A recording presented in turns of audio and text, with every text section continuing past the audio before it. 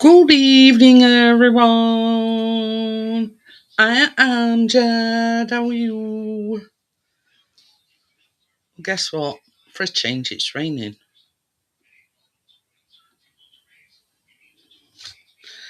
Now, I've got a bit of a dilemma. I've got two. Hi, Ollie. How are you? Do I do Cinderella or I've got Beauty and the Beast? So, yeah, I just put the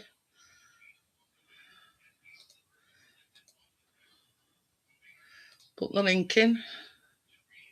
We've had it for 2 days. Hi, Gary. How are you?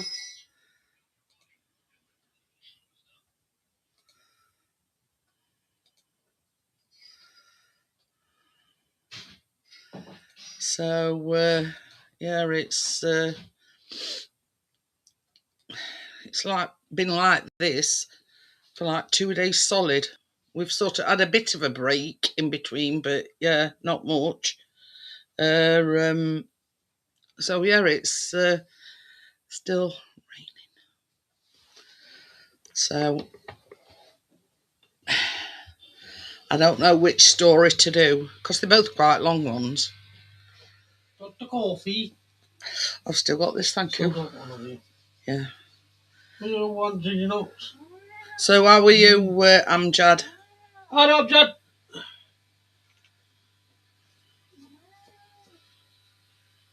Ooh. What?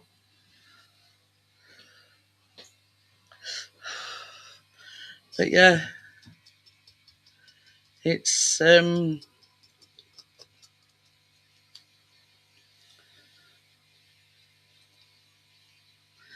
just had a thing come up and it says restart your computer, update. I thought, yeah, I'm doing a live stream, so no, I'm not restarting it. 2, Cinderella or Beauty and the Beast? They're both. Hang on a minute. This is going to be fun. Hi, Richard. Hello, how are we doing? I was trying to stay dead still then, but I thought I know what you were doing. she'll sit telling me every time. I'm going to say you've got to get up earlier in day to get past me, you know. Hello, I'm John. How's my favourite YouTube nephew? Hello, Gary. Hello, Restream.io. Yeah, Ollie's just said hello as well. Hello, Harley. How are you? But yeah, I've just been saying I've got choice of 2 stories, either Cinderella or Beauty and the Beast, but they're both quite long. Bloody hell. Decisions. Yeah. So, you know, I'm waiting on the people giving me their opinions. Got something in your eye? Yeah. Other than your finger? Yeah, I don't know what the hell it is. It's been bugging me off and on all bloody day, it has, for some reason. You probably got a bit of dust or something in it. Yeah. I think it's Harry Dusty baby oil. Smell it too. Can't sit chat. There we go. You got your own house now, Amjad. Oh, good.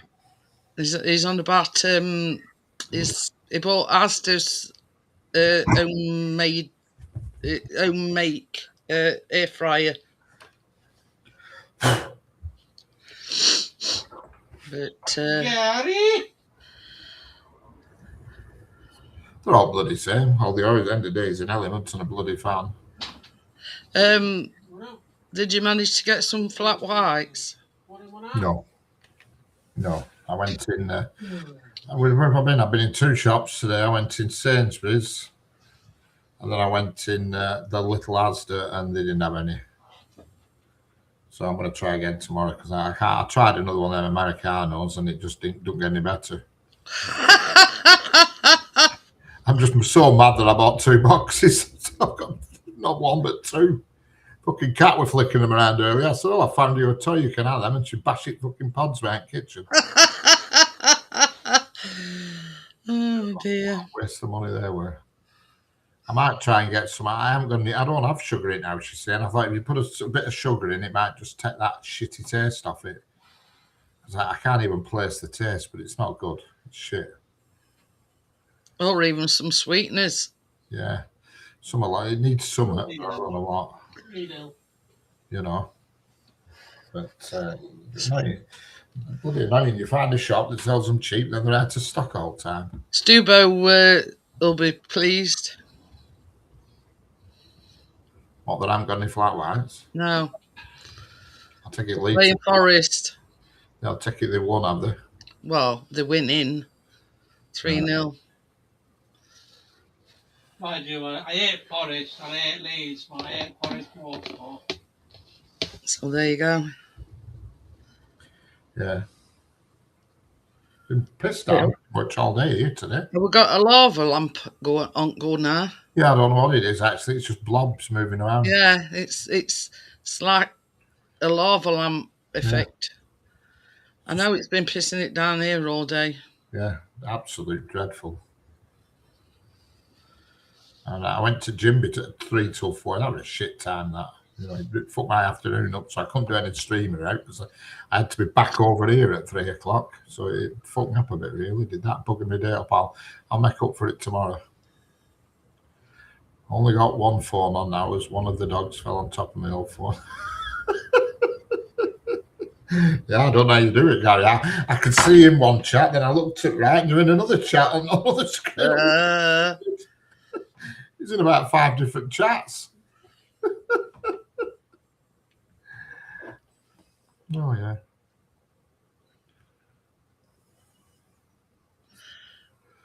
Yeah, well, if I'd have seen any oddballs like that today, say Kit Kat or something, I'd have bought them. Better than drinking this flipping monkey mucus.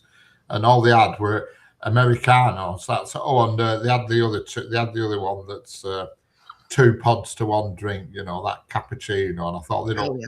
But nah, it tastes all right, but it lasts 2 minutes. You're only getting like 7 drinks to a tub, aren't you? That's it. So I think I'm just a waste of time, really. So I couldn't. Sometimes in that own bargains, Good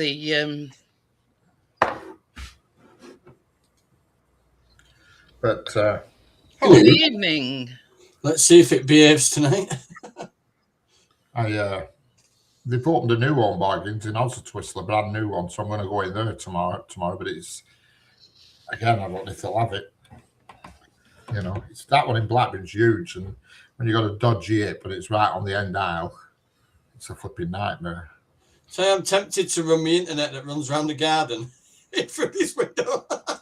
Yeah, should do. Just get an Evernet and just chuck it out window, and you know, tag it to wall, nice and neat. Well, that cable goes right round. Gone again. What was saying? About behaving. Already. He's back again. See? I've got a cable, but I don't think it'd run that way from upstairs at night.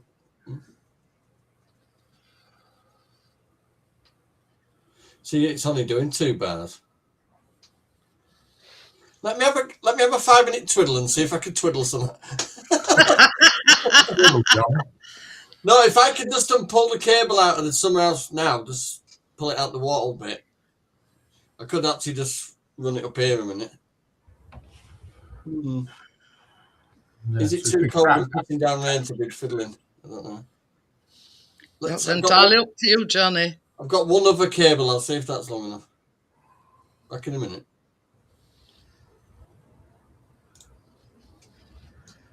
I nearly had a bit of a tussle in back alleyway in Neighbour today now. In the dark, in the shadows.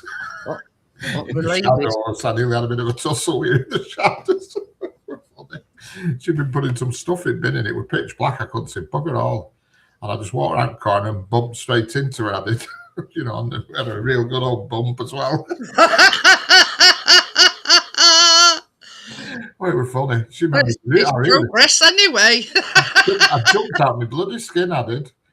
You know. And she just laughed like, and I thought, hellfire. And it was absolutely chucking it down with rain. It was like a scene out of a film. Wuthering Heights. It was funny though, because there was building. I was coming up the road walking up from my car, and she was coming down back alley, and we just boom on that corner. Yeah. Well, same as I say, it's progress. Yeah. Oh yeah. They were quite funny. Oppo and had TACL and both broke screens now using this other Oppo phone. Got a laptop also, but can't be asked with it sitting on my knee. Watch YouTube.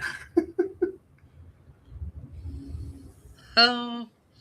I mean, that's all I ever watch, YouTube. I don't watch no normal telly. I watch YouTube. Even films I watch off YouTube because there's some quite good films on YouTube. You know, and I watch them in bed.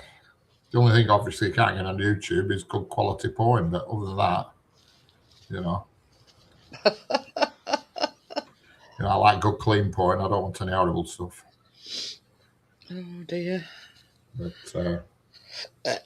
oh, pardon me.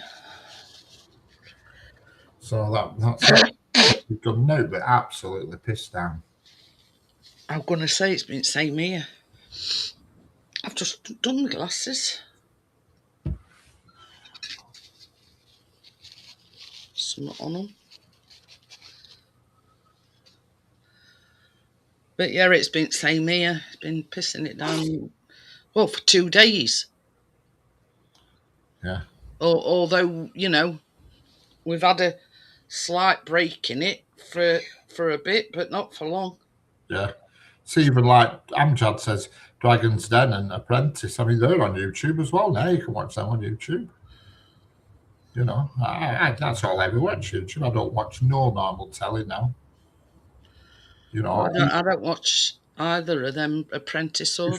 It's like soaps now. You can get the soaps on YouTube. You know, you miss Emmerdale tonight, you'll find it on YouTube. Yeah, I mean, you can actually watch it before, because I come across one today and it says tonight's Coronation Street, Friday 6 full episode. Yeah. And if I ever miss anything, I watch it on here anyway on YouTube. Yeah, you fell asleep on me last night, Gary, didn't you? I don't blame you. We're flipping a long stream with that last night. Jesus. What time did you come off then? Oh God, let's put it this way. I think Paperboy had been. Hi, Manolo. I think I got in bed and I looked at clock. I think it were 11 minutes past 6. Oh, what? 11 minutes past 6.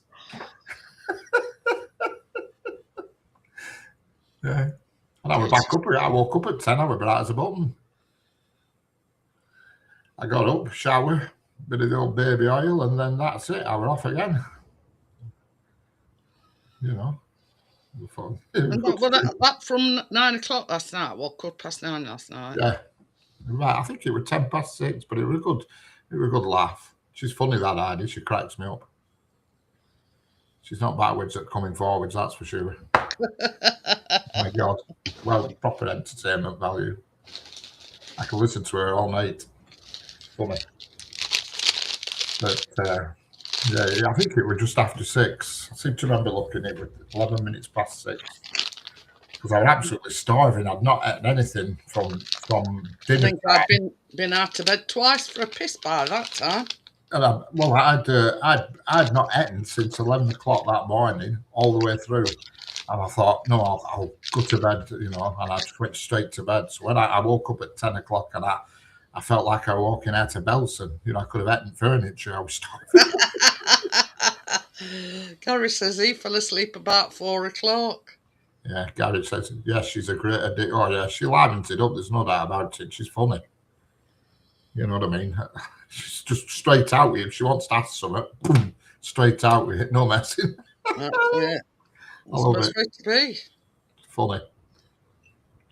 If you're ever kicking off, I'd want her on my side anyway, that's for sure.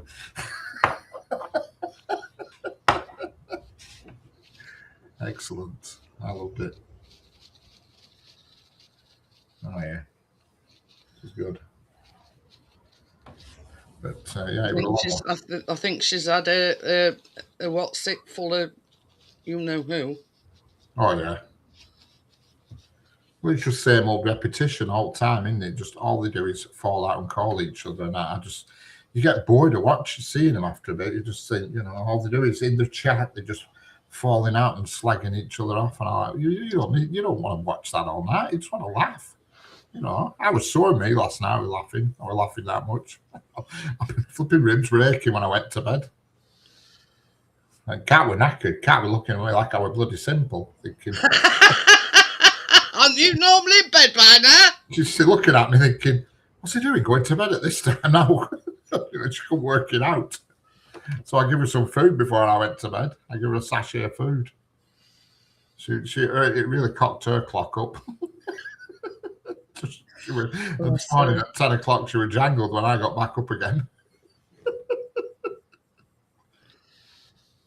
She's saying, oh, oi, you're messing with my body clock. Yeah, I'm the same, Gary. I like watching building channels. Yeah. And I like watching music channels. I like watching these piano players, especially that Gamazda. But I found a few others that are just as good to watch as well. You know what I mean, Gary? What were I going to say? I forgot now. I've quite a collection in my playlist. I come across one channel, and she plays electric guitar, and she was brilliant. Oh yeah. You know what I mean? Not being sexist or anything. To say she were a woman, she couldn't half play that guitar. Yeah, definitely. Wish to have took more notice of now what a channel name were, but I sort of just happened upon it. You know what I mean? There's loads of them now. Music people doing music channel, flipping loads of them. Did you get your scaffolding, Gary? Did you get Leslie's scaffolding? Get her up on roof. Point. You hold it at bottom and send Leslie up. That's great. That I love it. A video on roof with drill. Yeah, Gary's just at bottom. It's ladders looking pretty. Funny that. Oh, I don't think anybody will be going up on a scaffolding if this rain don't ease off. It's absolutely whizzing it down here, and it's pretty much rained all day here today. Yeah. Pretty much all day. Well, Chris, what time did Chris go out? I think about 5:15, and he went to get our Callum's medication. And I says to him, "Is it raining?" He says, "Oh, it's that." Don't say that word too loudly. Oh yeah. Forecast is for rain all day tomorrow, on all day Sunday here, and Monday, and Tuesday, all week, and then Friday. It's saying there could be snow on Friday and Saturday. Happy days. I believe it when I see it, but I'm not bothered as long as I'm inside. I'm all right. I'm waiting until I'm up at my mum's next time, and I'll drop it into the conversations. I need to store it at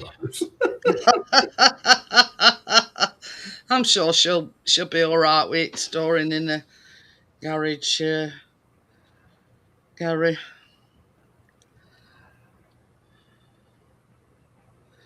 But yeah. Anyway, so when he come in, I says, "Has it stopped raining yet?" He went, "No." He says, "It's just that very fine drizzle, but I can hear it bouncing off at windows now. So it's obviously started a bit heavier, if you know what I mean." Yeah, still that fine drizzle. Yeah, when I walked into the gym, it was like I felt like I was in Arctic. Rain were coming sideways. I thought, God, I mean, this is horrendous. Horrendous. I don't know where it's all coming from. Sky. Oh, clever. Yes, But wow. yeah, I mean, it's like rained 2 days solid. It's horrendous. When you say I'm thinking of cleaning a roof and gutters, do you mean you are actually going to clean a roof and gutters? It says, "Hi Tommy, how are you?" Hello, Tommy. How are you doing? But yeah, it makes you feel miserable though, don't it? When it's like this. Especially I had a telescopic ladder, and I just do not know what I've done with it. I can't find it anywhere. I go looking for it at my mum's. I've been looking everywhere for it, and I don't know what I've done with it. I've left it somewhere, and I don't know where. I'm going to say, how can you lose a telescopic ladder? Yeah, well, they're quite small when they're folded up. They're like, it's only about, when it's compressed, it's about that big. And it's just dead-handed. It's for going up short distances, and I don't know Tommy where. says at least it's that warm rain. Yeah. And I don't know where I've put it. I don't know where the hell I've left it. I've done somewhere, and maybe it's somewhere else or what, and I can't find it. I know it's not at work because I never took it to work. Bloody annoying though, because I got it from B&Q. I did like 3 years ago, and I've only used it twice. It's one of them. What are they called? Muck something. What's it called? That brand in B&Q. Muck. Something Power Tools. It's the same name. Muck something. McAllister, I think it is. You know, it were 160 quid. It were telescopic ladder. Hello, Bill. How are you? Bill, Oh, there you are. Let me do my headphones. Dun-dun-dun-dun. Up his Am I ladder. getting an echo? No. Oh, well, screw the headphones. I'll do the speakers. Up his ladder with the yeah, top. I think since you've That's you it. know, Tommy McAllister. That's the one. you know,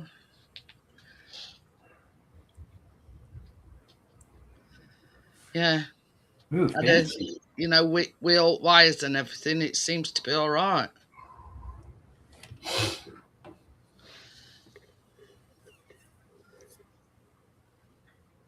How you doing anyway, Bill? Pretty good. I've been busy redoing my trips for this year. Our president's pissing everybody off, and I'm not sure where I want to go. Pissing everybody off over here and all, I think. No, he's pissing everybody every place off. It's certainly altered my financial situation. You're president, that's for sure. Badly.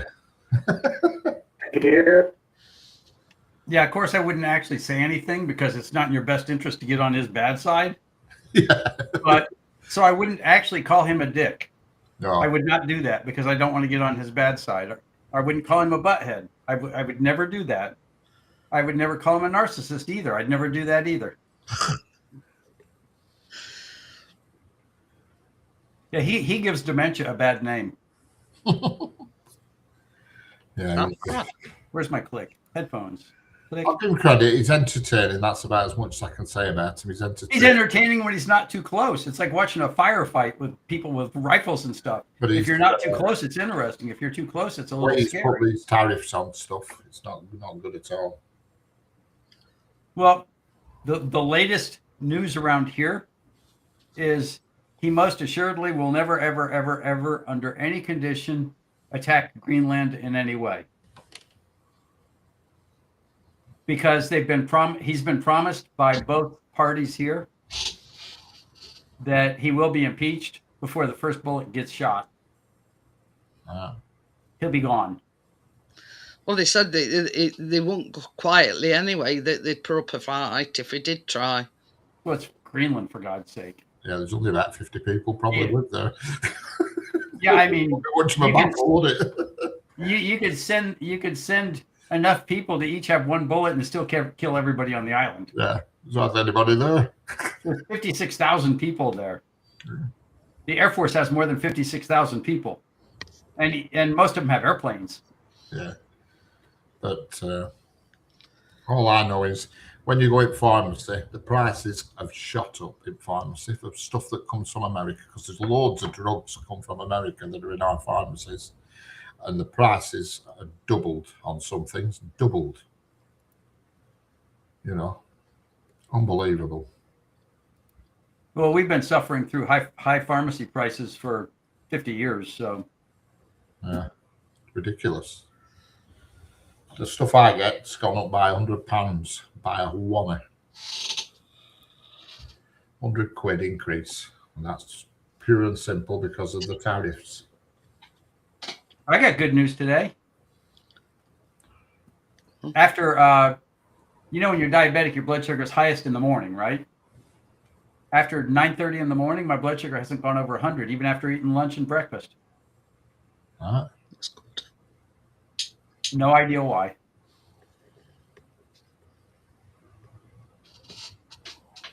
No idea. Yeah, it's a mystery. I ate all this, and the worst part is for lunch, I ate stuff where I knew it. I was thinking, man, I'm going to have to walk to the store, which is like 3 miles. I'm going to have to walk to the store carrying weights to work this off. And my sugar went from 96 to 99. I expected it to be 200. Should have gone on a pedal bike and pedaled to the store. 3 miles. Well, no, I thought I'd have to walk carrying weights just to burn up the energy, to burn the sugar off. Well, it's like I've got underactive thyroid, and every now and again it has a wobble, and it either goes down, and I'm feeling dizzy, and my blood pressure goes through my boots, and then it's all right for a bit, and then all of a sudden it just decides it wants to have a wobble. So what's the side effect to that? What's it do? What, my thyroid? I don't know what thyroids do. It controls every function of your body. Oh, well, that's a detail. Yeah. Basically, it's hormones. So, if it goes too high, then, or if it goes too low, you start growing a beard. And oh, did you see that in the UK, scientists there actually successfully grew human vocal cords in a lab, and they say the results speak for themselves. I'll be with you soon. That's not sexual untangling. It was Freddie Rap Garden, the whole way around. I nearly found that all a minute ago. They were running under steps from summer house and everything. Oh, scientists also know they can make hormones all by themselves. All they do is they just don't pay them. Yeah, I thought they were only good at growing ears on back of bounces and shit like that. No, they make a hormone by not paying them when they're done. Oh, get out of it. But anyway, yeah, just look up. You see, that's why I'm a big woman, because it's you're not burning enough calories off for your intake, so you're intaking more calories that you're unable to burn off. Oh, that's why I've lost so much weight. And then, like at other end of the spectrum, you've got an overactive thyroid, which is burning more calories, you know. That's how I ended up diabetic. I've got an overactive family. But yeah, Yeah, mine, I burn calories like there's no tomorrow. So I ended up diabetic because I kept eating things that were higher calorie so that I could just keep my weight up. No. And of course, higher calorie means more sugar, and more sugar means congratulations, you get diabetes, you know? but yeah, it's hard to explain to anybody. And I come about, you know, realizing that I had got an underactive thyroid was, yeah, I got no hairs underneath my armpits, and my skin were all scaly and everything. And I went to doctors, and they says, "Oh, you know, it sounds like an underactive thyroid." So can you make a few little thyroid push-ups? Like, you know. Anyway, so I had this blood test, and first one came back normal, and I says, "Well, you know, the things speak for itself. You know what I mean? I've got no hair, you know, under my armpits, you know, and sometimes you know you've got no eyebrows and things like that." Anyway, so they redid it, and it's come back that my thyroid was I got a underactive. stripe on which one? This one. Got a little stripe on my eyebrow right there. So That's why I yeah, got it's stitches. but yeah, I'm on 250 micrograms of thyroxine a day, and that's high. And that's where I say every now and again it has a wobble. You know, you go from underactive to overactive, so then they drop your medication down a little bit. I said, Tommy, you never know when you might need a mouse with an ear on its back. That's it. Yeah. It could come in handy. It could be a seeing ear mouse. Yeah. I'm good at this. You should see me with Christmas lights. It's full of the trail. This is all around the garden, literally. And I couldn't get it keen hanging out a window, Jeanette, and I couldn't get the wire up to it. So you know what I did? I hooked it onto a clothes prop. And then... On that hooky bit. So is to the end of that wire now plugged into your modem, Johnny? No, I can plug it straight back at PC now. No, but at the other end, I mean. Oh, the other end goes all the way around the house and then into the living room window. Into the modem, yeah. Right. Thyroid. It's not showing any lights up here. Hey, Richard, I didn't think that one would be long enough. No. No. It says thyroid disease is primarily categorized as underactive, which is hyperthyroidism, or overactive hyperthyroid. Present distinct, often opposite symptoms.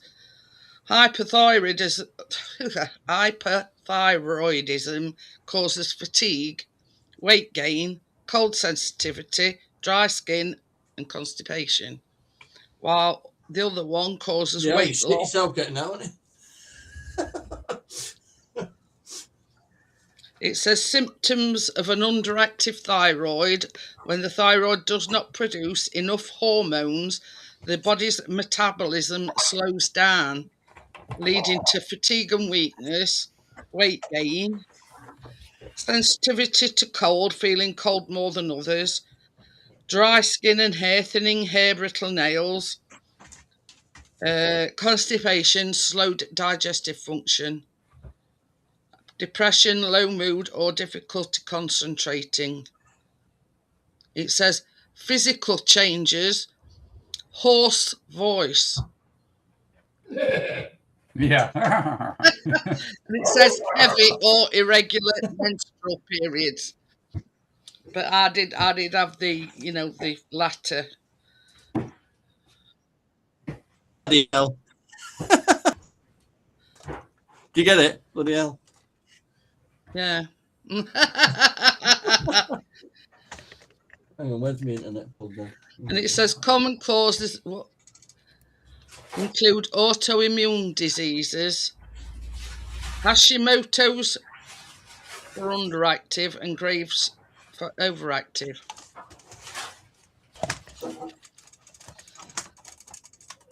Yeah, and the blood test is called a TSH, thyroid stimulating hormone. So there you go. I just got my last set of blood tests back from a new doctor. I haven't even I haven't called him. I haven't talked to him. I don't want to know. Every time I go to a new doctor, they say, "Oh no, you're going to die," and I say, "Probably eventually." Oh, we lost somebody. Hypo is the Hypo is slow. Hyper is high.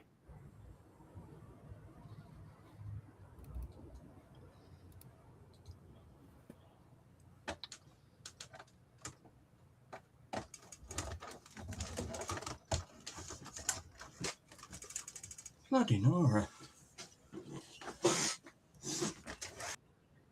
the I actually saw. I saw. hypothyroidism is the underactive one. Hypothyroidism. Yeah. Yeah. And the hyper is the overactive one. Yeah. Okay, Tommy. Now this is where my medical degree comes to an end. It's the thyroid's part of the endocrine system. The heck is an endocrine system? Your thyroid glands is here. I'm used to, okay, the chain turns the gear, and the piston turns the gear that turns the chain that turns the gear, and the combustion turns the piston that turns the chain that turns the gear. I don't know what an endocrine system does. But yeah, I don't know whether you know, but your thyroid glands is here. We're dongle free. That should run 10 times. And in extreme circumstances, if they can't regulate your levels, then they take your thyroid glands out. We've got a bit of excess cable though. Man, it took that away somewhere. Just a bit. But yeah, I mean, I were in hospital one time, and I think it was when I ended up being transferred, and she'd had her something done. I don't know whether she got thyroid, because it's very easy to get cancer in your thyroid glands. So I don't know whether she'd had cancer or what, but she'd had thyroid glands took out. Testicles, 1, 2 testicles. Clear as the bell, Johnny. Just took a trip round garden, rain. I took all that wardrobe tomorrow and just leave a bit out for it. Cut my bloody finger on a nail. What? Pardon you.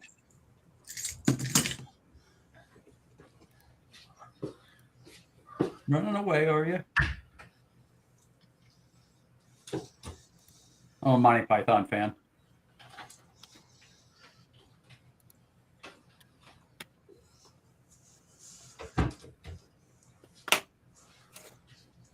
I put a desk up on Facebook for free. We couldn't even give it away.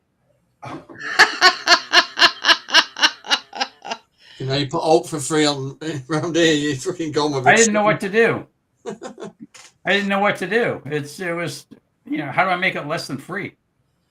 Well, that's it. Can deliver. Yeah. I'll throw something in for good luck. Yeah, I just sent my wife this picture. That's where the desk was sitting. She knows that's where I put the desk when I didn't know what to do with it. That was sting. I told her if somebody visits, they have to come in through the garage because the front door's clogged.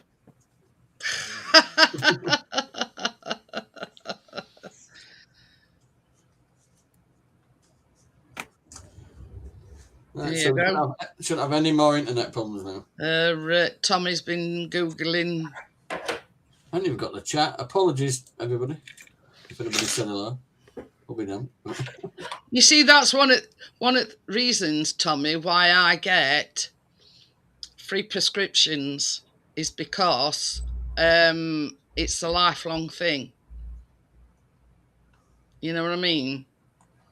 It's terminal. And you have to take it for the rest of your life. Well, I guess that wouldn't be considered terminal. That would be chronic. No, not. Yeah, I think it's chronic. Long-term care. But anyway. Hiya, Sean. How are you? Yeah, it's a very complicated. I mean, to say it's just 2 glands here outside your neck. I mean, it I'm basically. still on antibiotics to put me on another course of them now. Are they? Yeah, because my tongue's gone a bit funny now. My throat's all healed up, yeah? But the top of my throat still feels a bit tender. My tongue's my tongue's hurting on the end. It's probably thrush. I did proper bite on some food the other day and really bit down. I'm going to say sometimes antibiotics can cause Right thrush. there. And that little white dots. Well, I've had one of them, that little tiny dots on the end of your tongue. It really bloody annoys you. Yeah. It's the antibiotics that put me on another course of them, but on the tablet ones now. I always feel like I've accidentally bit my tongue. Hey, Richard. I'm dongle free. Excellent. That sounds good, doesn't it? Well, at my age, I'm not planning on any kids. So if I'm dongle free, then so be it. Yeah.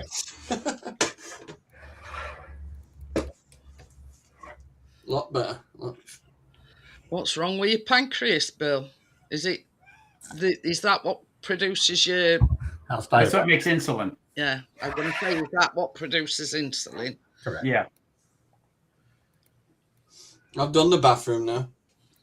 Yeah, I switched doctors so I can get one to recommend me up to a specialist because I'm hoping they can fix this mess. I mean, it's funny. You've got diabetes. I've got underactive thyroid, and hey up. I've got a medical term. It's called knackered. She's telling you from last night. What the knackered me back in a minute, right? She said, you better go to bed at a decent time tonight. Yes, I did notice when I went for a midnight toilet run that you were still live. I says to him, I says, what? Because I went at about. Did you have your top corner with blank G.I. Joe or something? That rider, yeah. Rider, yeah. About 12:15, I'm starting to go a bit. You know what I mean? So I went. I says, what time did you finish up? He says, So it was 6:10 when I got in bed.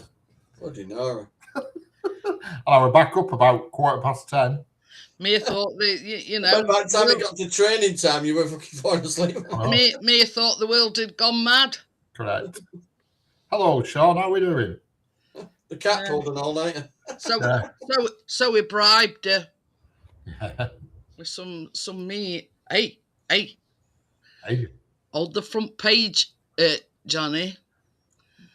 He actually, quite literally, bumped into the lady from next door. Yeah, I walked into her. Yeah, it's ain't dark tonight. Ain't dark. We literally bounced off each other. Oh. We're like a couple of weebles. You ought to have a quick while you were there. Oh yeah. So I weren't doing To introduce yourself. I mean, you got the excuse, Richard. It was pitch black, and you didn't know. Pitch black, yeah. Yeah. Yeah, but you don't want to be known as a fiddler with a flat roof. Yeah. Were you doing a bin run? That says at least it's progress, Richard. Yeah, I weren't. She were. She were coming back from bins, but I just got out of my car. And I walked up to Gable End, and we both collided on the corner, on the apex, if you will. Yeah. Well, it's progress, Richard. Lover's corner. Just going past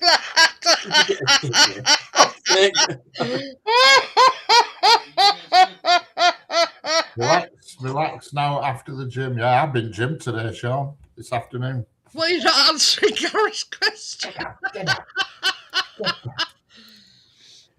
I'm getting there. The tonsillitis have gone. Yeah, most people have been back rot from fucking Scarborough. I brought back fucking tonsillitis. Yeah. I'm going to say sometimes antibiotics can cause thrush on tongue. Yeah. I didn't want to know you can walk in and speak to pharmacists and all that. I went to someone in Scarborough and they sorted it all out. I don't know. Gary asked a question, Richard. What was the question? Did I get a sticker? No, I didn't. No. Put it on, but I didn't. That's what we're laughing at. I couldn't help myself. There's Oh, only that Gary was and pretty asked fast. In fact, like it that. actually made me jump. It did. And I had a shopping bag in one hand, so that made it worse. Had I been sort of free-handed, I might have just done a little bit of a shuffle, but I weren't. I had shopping in one bag. I had a shopping bag in my one hand. We've gone back to fish now. Yeah, I'll put a Siamese fighting fish on for you. I'm quite happy with lava I lamp. could do that, but Pelly's here, not there. This is the next room. Well, Keena's bed first. I'm ordering it next week. I Oh, imagine. 270 quid a bed. That's without the mattress, but I've got a really good mattress. So. It's in the wall. I just have to move the desk to get it out. So you're going to keep that as your office then, or Tracy's? Not mine. It's Tracy's. I'm going to say or Tracy's. She wants it peach colour with glitter in, because she's right, and then she wants it all white. Did Tracy? Oh no, Tracy. It was Kath that came in last night, wasn't it? Kath popped in, didn't she? Yeah. At some point, yeah, Kath. Sneeze. Choo! Yeah, Jeremy That's true. antibiotics in Hello. 15 minutes. Choo! No, Yeah, he does change sounds when he sneezes. I sneeze once, there's always another coming. Well, he was complaining earlier that there was something in his eye. Yeah. I says it's probably dust or Oh, something. I don't know. badger. So that'd be your finger. That's exactly what I said, Johnny. That's what. But Keena goes, oh, my side hurts when I walk. Don't walk. Yo, honey badger. But, yeah. Richard Choo Choo. Jai. This morning, no, I was up early this morning. Well, it was early. Considering I didn't go to bed till late, it was 10:10 when I got up. So I'll show you the bathroom if I ever get my phone back. I had 4 hours kit. I was all right. Got up at 10:10. Oh, I couldn't manage on 4 hours. All the shelves are up. It's all painted. I put them shelves up on walls, on everything. The shower curtain. No, it's... See, for me, sleeping in is 5:30. So you wanted a seaside theme? The only thing in there is sand. In fact, that's a lie. Actually, do you know them vases you can get where it's all different sands? Yeah. I've got one of them in there. So it has there's actual sand in there. So it has got sand. I've even got a blue bucket and spade. Mm. You know where towel? I mean, you know that towel wrap thing I had. I painted it Yeah. all white and blue now, and I put the towels neatly on top. And on top of that is, I put a shelf above the door. Yeah. It's only me that could bang my head on it if I skipped through the door, but that's not right.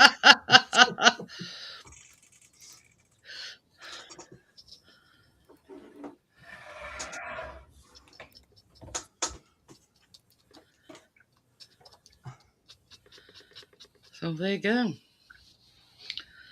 Keen doesn't hit my phone. She got her own.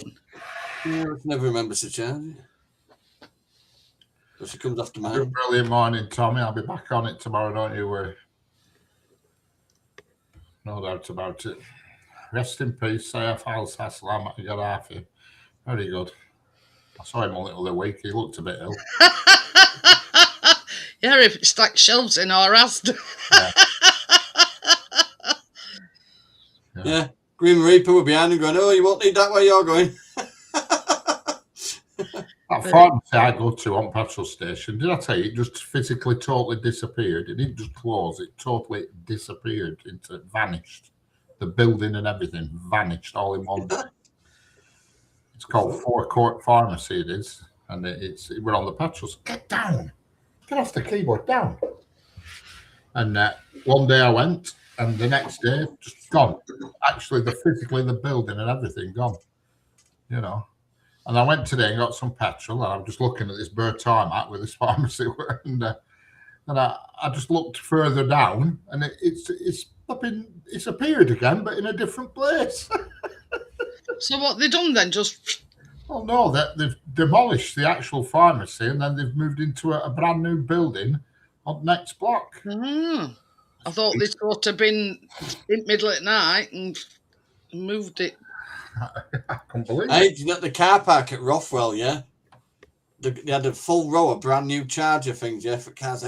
Somebody's cut the fucking cables off all of them. I saw about that. Cabling on them, like that. They're cutting them off and nicking them. Yeah, we were on about it other night, weren't we?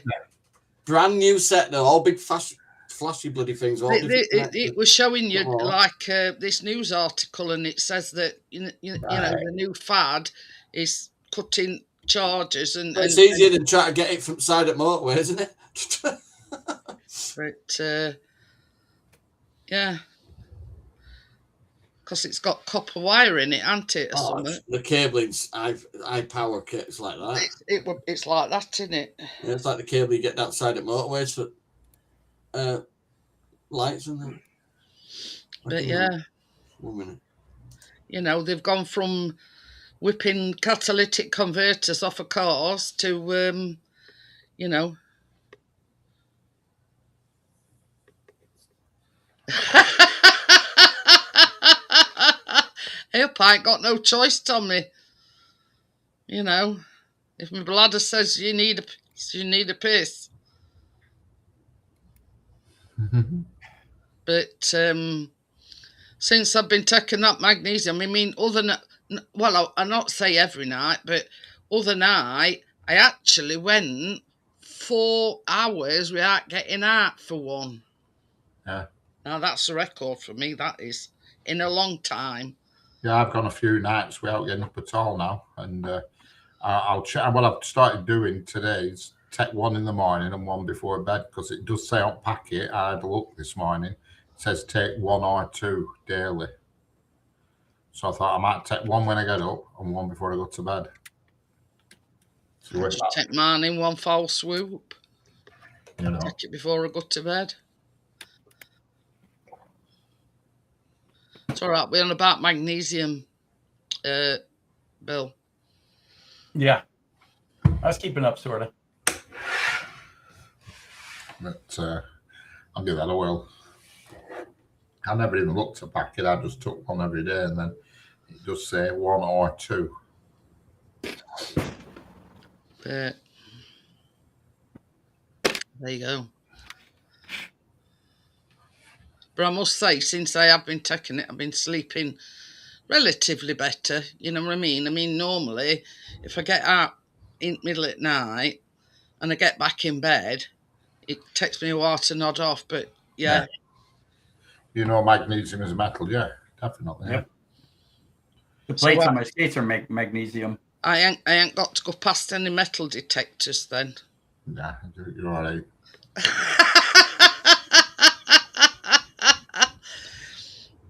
Worst part about magnesium pills is they're always that big. Yeah.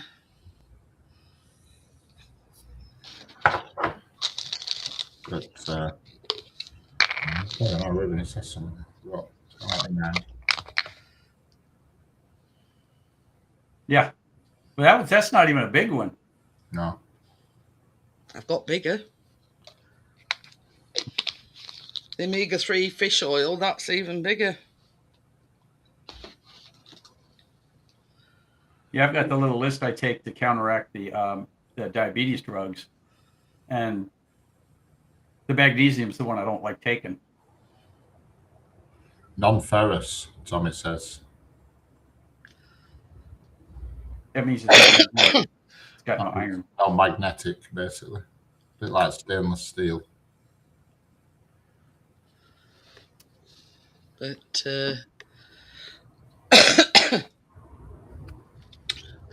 I mean, I've got some that's you'd mistake for a suppository.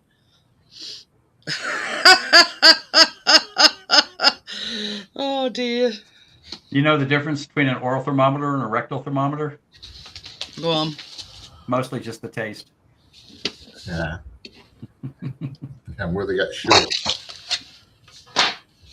Now this is one I get prescribed for me, Bill, and it's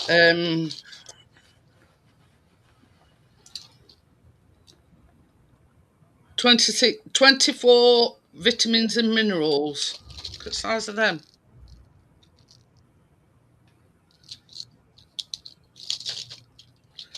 And when I seen them, I says, am I supposed to swallow them or put them where the sun don't shine? Yeah, there's some that are slightly magnetic, not many, Tommy. They do have a very slight bit of magneticness about them, but not enough to hold a magnet on, that's for sure. You know, there's only, I can't remember how many. I think it has to have iron to be magnetic. Yeah, the way stainless is made is the more pure it is, the more expensive it is. Because the sheets we get depends. Sometimes we get the cheap stuff, and that is slightly magnetic, but it's not enough to stick a magnet to it. You know what I mean? Because the machine they use at scrapyards to grade it works exactly off magnetism. You know what I mean? It's like an infrared thing. Yeah, iron, nickel, and cobalt. And I don't know what the machine's marvelous it is, and because they used to get scrap people going in saying this is top quality stainless until they pay top money. Well, now he just hangs his arm out to his shed and fires this gun at it now, and it comes up on screen and tells him exactly what grade it is. Costs a fortune, that gadget they use at scrapyard, an absolute fortune, but it's saved them. I was going to say, I bet it saved them a fortune. Never ending. Unbelievable. It's pointed at a bit of metal and it tells you what it is. Bloody marvellous. But we used to get loads of different grades, and some of it's really expensive and some of it's cheap crap. And like Tommy says, some of it does have a slight bit of magnetism in it, but not much. Because it also you can fuck stainless up if you grind normal ferrous metal near it and it sits on it, it fucks it up, and it can I don't know what it does, but it can make it rust where it meets the surface of the stainless. You know, that's why you find most places have a specific room for doing stainless steel in welding stainless, and not in the same room as. Yeah, you've got to work hot to do stainless. Yeah, because you got to be in the same room. Not good. Yeah, you got to your work's super hot on stainless. Like if you're doing aluminum, your work's always going to be pretty cool, and it's just hard to keep the heat on because the aluminum dissipates the heat so quickly. I don't know. We do a lot of aluminium at work, and it's I don't know. It's just the guy welds it, and it's just bang on, you know. But. Tommy says that. I wonder how that works. I think he means that gun thing. No, I have no idea either. It's a bloody big thing, it is. It's a big gun thing with a big wire to it, and he just hangs it out of his door, fires the flipping beam at the metal, and it all comes up on computer screen, what it is and everything. Bloody marvellous. Really good. Yeah, it's probably like waves that can check the thickness and all that. A combination of like lasers and magnets somehow. I don't know how it works, but it's, you know, I know it costs lots of money, you know, not tens of thousands, probably, you know, going on for 100 grand, if not more. But it's worth its weight in gold, you know what I mean? Yeah, I would imagine so. They only use it for stainless, you know, well, for non-ferrous metals they use it for, because, you know,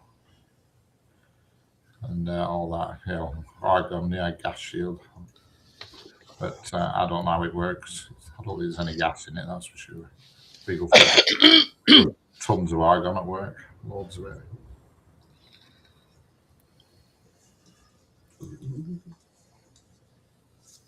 I ain't no Scooby Doo what that is. I got argon gas. Welding gas. You can get, there's different sorts. There's lots of different sorts. It depends what you're welding and all that sort of business. There's pure argon, then there's percentage argon, and there's all sorts of different ones. And you know, it's perfectly safe stuff. You know, because it was quite funny. We had some bottles fall over one day, and flipping ends shot off. They did, and this woman who worked there at the time, she was cleaning. She went, "They're going to blow up the fire." I said, "They're not going to catch fire. It's bloody inert. It doesn't burn." That's the whole idea of, you know, welding gases. They're not inflammable.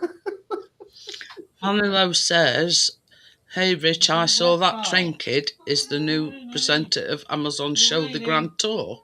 Who's that? The Train Kid? That guy that young lad who gets really fucking excited. Oh yeah, yeah. Bordeaux is called Francis Bordeaux, is it? Well, he's into cars, anything mechanical. He's into anything mechanical. Yeah. Well, he's done all right for himself, hasn't he? Yeah. Yeah, argon is non-inflammable, because that obviously it's shielding a flame. Same with the MIG welder. Bloody hell, I watch his stuff. He's got genuine enthusiasm for everything. Burn. Just, I don't know. Doesn't burn anyway. It's I forgot what we use for welding aluminium. I can't remember what it is that they use for aluminium. I think it's pure argon for aluminium. Yeah, it is him. I think it's pure argon, I think, for aluminium, because there's different percentages and numbers. I can't remember. Off the top of my head, I can't remember what they are.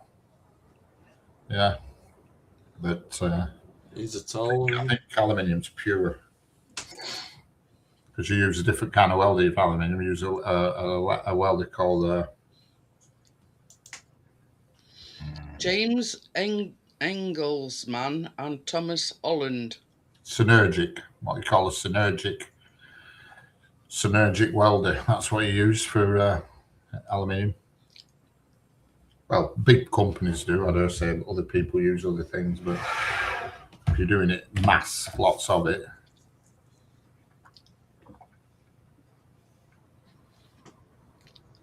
His real name is Luke Nicholson. Hey, I've got a Luke, but ain't Nicholson. I hardly ever go, Tommy. When I were actually at work, I only ever went probably. My foster brother's Luke Sherry. But they're quite a common thing. And he's previously worked for Rolls-Royce. Oh yeah.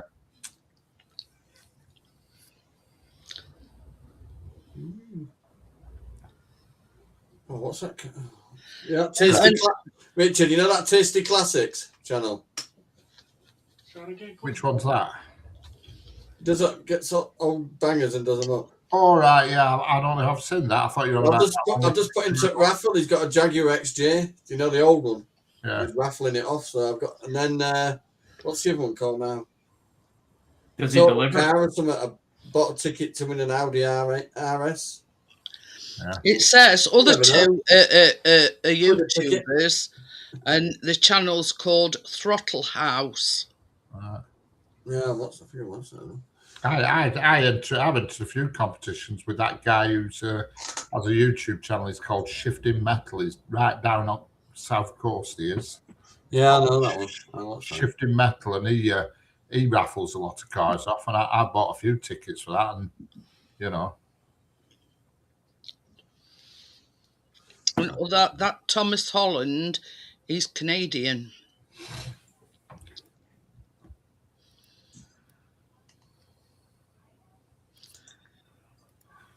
It's So there you go.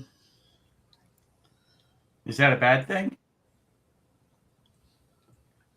The way you said it, you said you could have added the word unfortunately, like, yeah, Thomas Holland, he's Canadian. Yeah, well, he's Canadian. Audi S5 Quattro, 3 litre supercharged, and Jaguar XJ. I don't know whether it's fortunate or unfortunate, to be honest with you, Bill. Well, I've already moved chest freezer in case I win. You have as much chance as anybody else, and that, like I said, that one I entered, that twisting map. Well, I bought 2 for the Jaguar and 1 for the Audi. He's dead genuine. You know what I mean? And it's not dodgy or anything. No, it's. I'm with their channels. But yeah, the same as Richard said, you've got as much chance as the next person of winning it, haven't you? Yeah, they had a really. Car UK is the one that's doing the Audi 3 litre RS. Partner says, do you mean the 1978 Daimler Sovereign? Yeah, Daimler Sovereign, yeah. But I entered one for an F-type Jag, but And that's Tasty Classics, is that one? And the other one's Car UK. Well, Chris has entered one or two, like for camper vans and What? raffles. Johnny's. That looked nice in drive, Raffles. partners. It's a big old whopping Jag. But he paid like $3.5 grand for it at auction and 2 little jobs, and it's been solid as a rock. Red van, big van. Little not comfortable. You never know. yeah, he's currently got a Jaguar XKR now up for raffle now. I says That's the one I want. I never win no, and then I goes and wins duck race. Yeah, I was 2 years old when that car come out. That was 78 term. Supercharged Jaguar XKR. That's the There you next go, raffle you can get it, that they're somebody. putting up. Yeah, you've got about as much chance as next person, haven't you? Yeah. Somebody might put 100 quid on and Enter the competition here to get the car with a a full year's tax weed as well. Jaguar XKR supercharged. Get your box. Well, all the XKRs are supercharged. That's the basic difference between the XK and the XKR. And it's nice. It's black, a black one it is. 2009. It's quite an old one. Very nice though. And you can buy that with just a ticket for £2 for that. That's not bad then. The draw is March the 6th, Friday, March the 6th at 8 p.m. It's drawn, the prize. What else has he got on? Let's see what else he got on. A Mercedes-Benz G63 Jeep. Oh, it's a kid's toy, that, sorry. I thought that was cheap, 30p a ticket. You know. One of these fitting ones for kids. Cheap at half the price, Richard. He's got that's the only car they've got on at the moment. They've got watches and cash prices. Oh dear. Tommy, I wouldn't have a Triumph Stag in me flipping. I just wouldn't have one. Full stop. They're bloody awful, rusty old piles of shit. Or a TR7, you've probably just named the 2 cars I wouldn't even give house space to. Bloody crap. They're crap when they first came out. They're so crap. Triumphs have never made anything worth having. Blimey. Should have stick to motorbikes. They were already. You've had a Triumph Dolomite. You know, First one with turbo on it.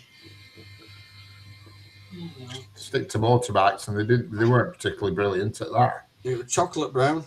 You can have a Tudor watch, £1 entry.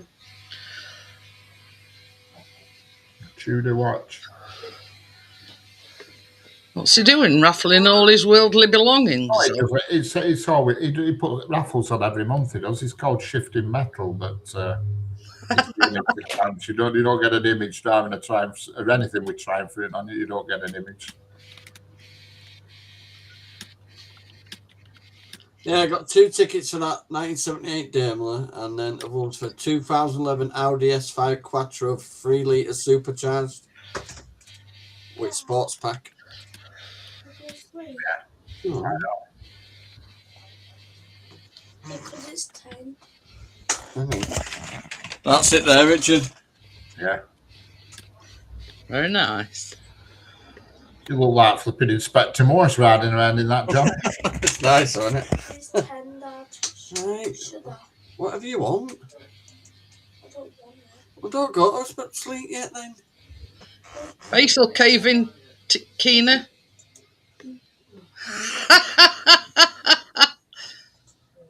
What are you doing? Look. I know, I found it. I knocked it off now. Aston Martin DB9. That went on. Can we go see my Just went on. Just this last month, January the 8th. Don't go to sleep. DB9. Somebody called Andrew Cottrell won that. Nice guy, that. What were it again, Richard? Aston Martin DB9. Chris's favourite car, Aston Martin. I don't like the modern ones though, but you know. Very nice. Got some sellotape for him. He's gone. Yeah, we won on January. Imagine that, getting the phone call to say he won that. Fucking hell. Yeah. I'd struggle getting that with my hip, but I'd make her fucking have a good attempt at it. Somebody's used to drive all the way to South Coast, and I mean, they are right on the South Coast, they are. But I can't even remember the name of the place. It's where they're based. Bloody hell. Can't remember what the place is called, but it's right on South Coast. Down their garage is the sea. Hey up. Other ones there, your rattling biscuits. It's okay. What about? Never even got a clue what that is, Tommy. Turn is parallel. I don't know.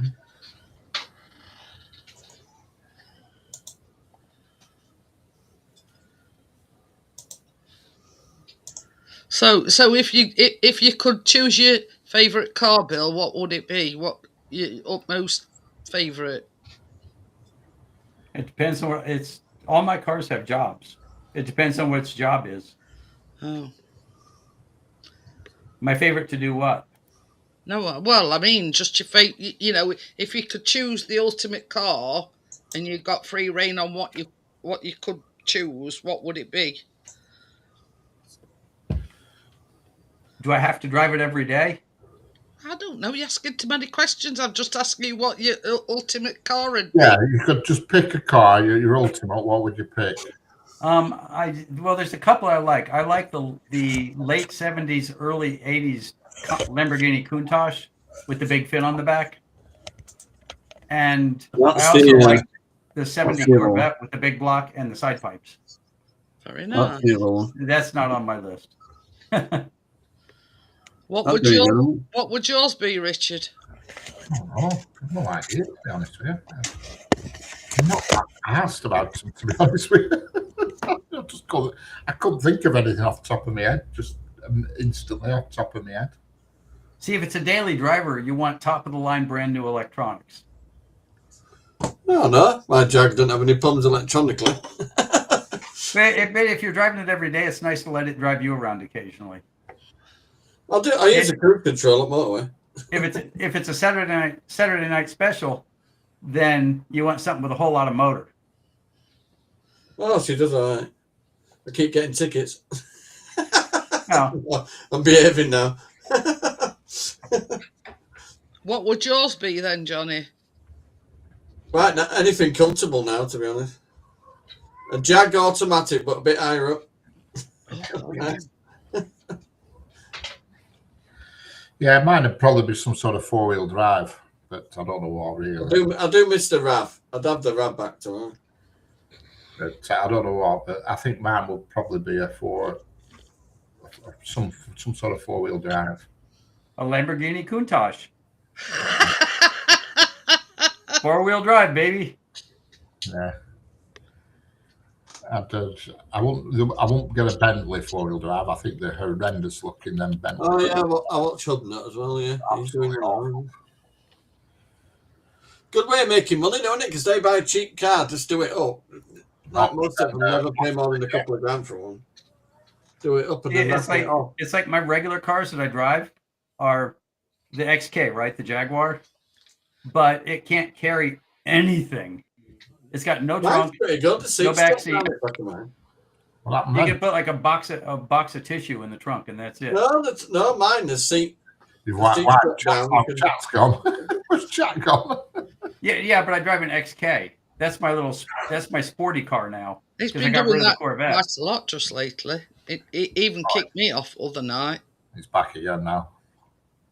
So, but I drive the van. Like I've driven the van as much as anything. Mine's that one. Exactly the same color as well. Yeah, you see, for me, those don't work for me. They just don't work. Literally, it's too big. it's higher up than that one.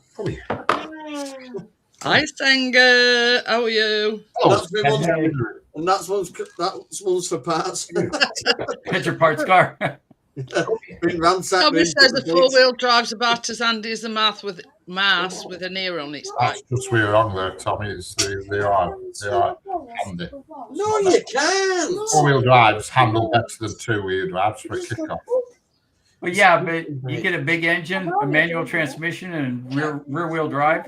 There's lots of entertainment there. Yeah, there's a fun factor there, but That's for the Saturday night To special. bounce that off walls, I've just said no way. for handling and That's everything, fucking it can be the 4-wheel drive. I'm thinking my next car, My foot up I think I want a Type F. Hi, Senga. Or F-Type, rather. I want an F-Type R.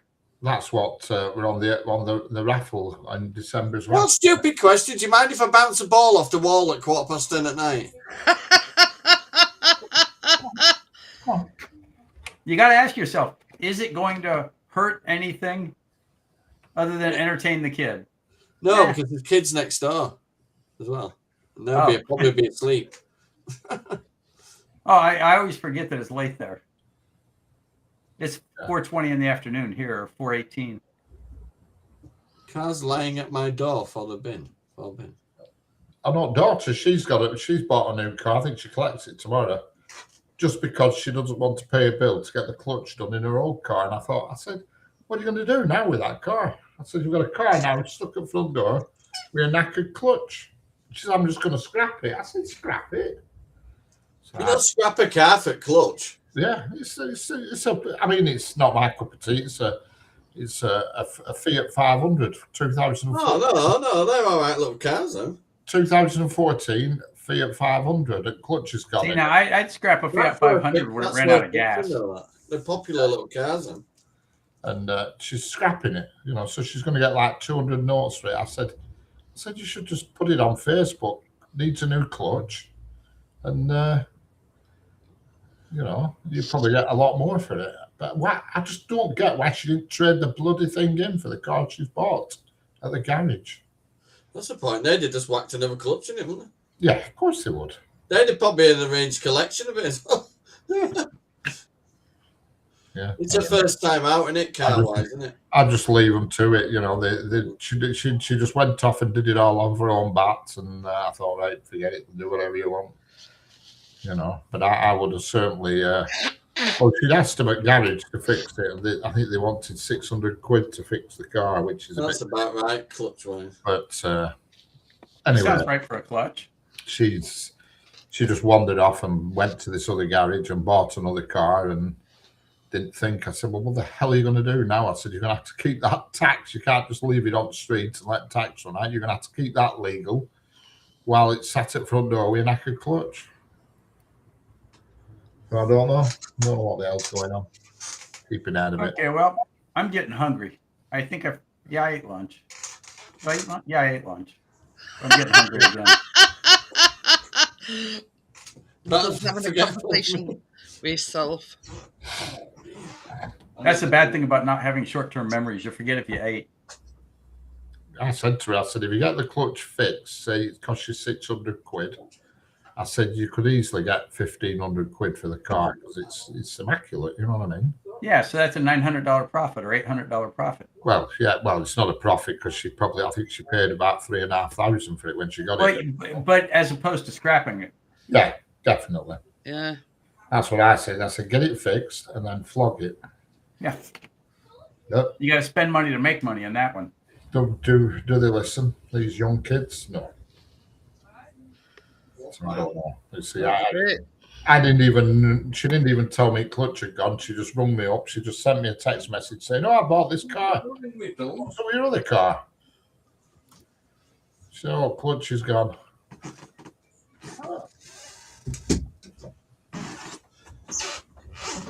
So yeah, she's still driving it with the other car, so it can't be totally gone. She's still using it. That's it.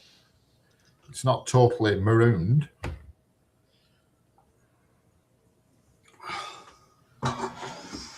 Probably took it to her garage and they've told her it's on its way out. But it's not totally. Fix the clutch, sell it, come tell them, they'll go on the piss with the profits and send it. I don't know what she's going to do. Whether she's just going to ring one of these scrap people up, them who collect it, and then they just pay you what, I do not know. I have no idea. Tommy, we've actually got an Ireland trip scheduled this year. There you go. I think we're actually going to, I don't know, someplace in Conway or something, or Conway. Conway's in Wales, isn't it? Well, yeah, but I think my wife's scheduled to hop over to Ireland for a few days just for the sake of going. Oh. Because she keeps saying she wants to go to Ireland, and we keep going to. So we went to Scotland, then we went to Wales, then we went to England proper, and let's see, went to Amsterdam. Well, the whole UK is so wet, and so's Ireland. You wouldn't tell any difference. Yeah, it's not stopped raining here for about a week now. Have you seen what he says? Will it get to Holyhead Ferry? I'll give her. I've never even driven it or seen it, so I've never seen it recently. So I don't know what kind of mechanical condition it's in. I've obviously seen it, but I'm not doing it. I mean, I don't know. She doesn't tell me now. You see, she just goes off and does her own thing, and yeah, she's got to get back, but he'll drop it for 200. Just went on Auto Trader, saw this car she wanted, and then she got her sister to run her over to Bolton, West Horton, where this car were, and she just flipping bought it.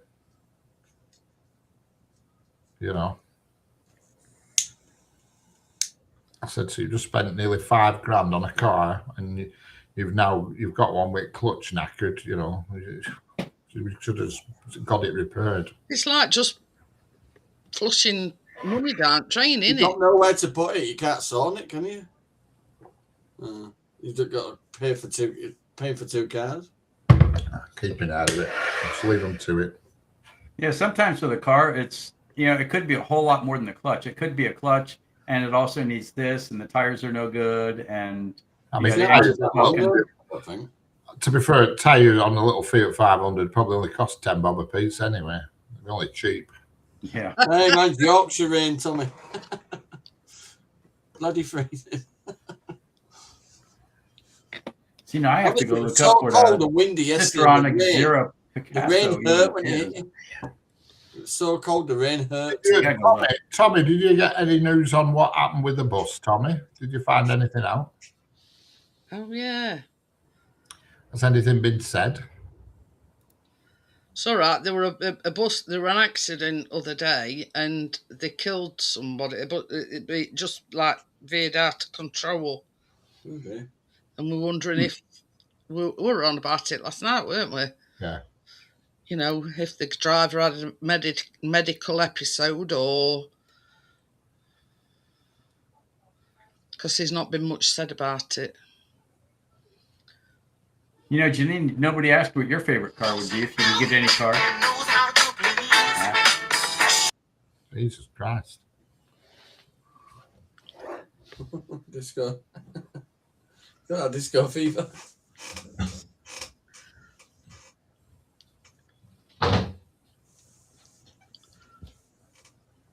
Tell you, some of these antibiotics help me out.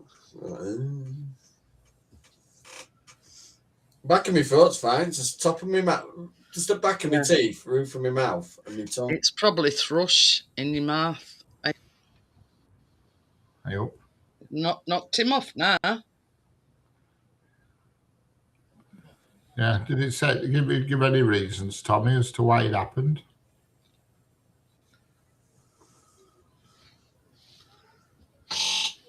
Oh dear.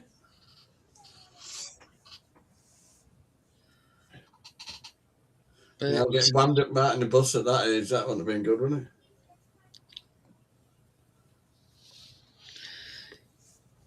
Well, we were on about it last night on Richards, and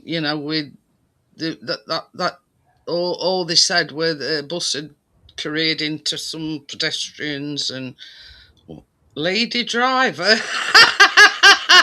from Blackburn. Yeah.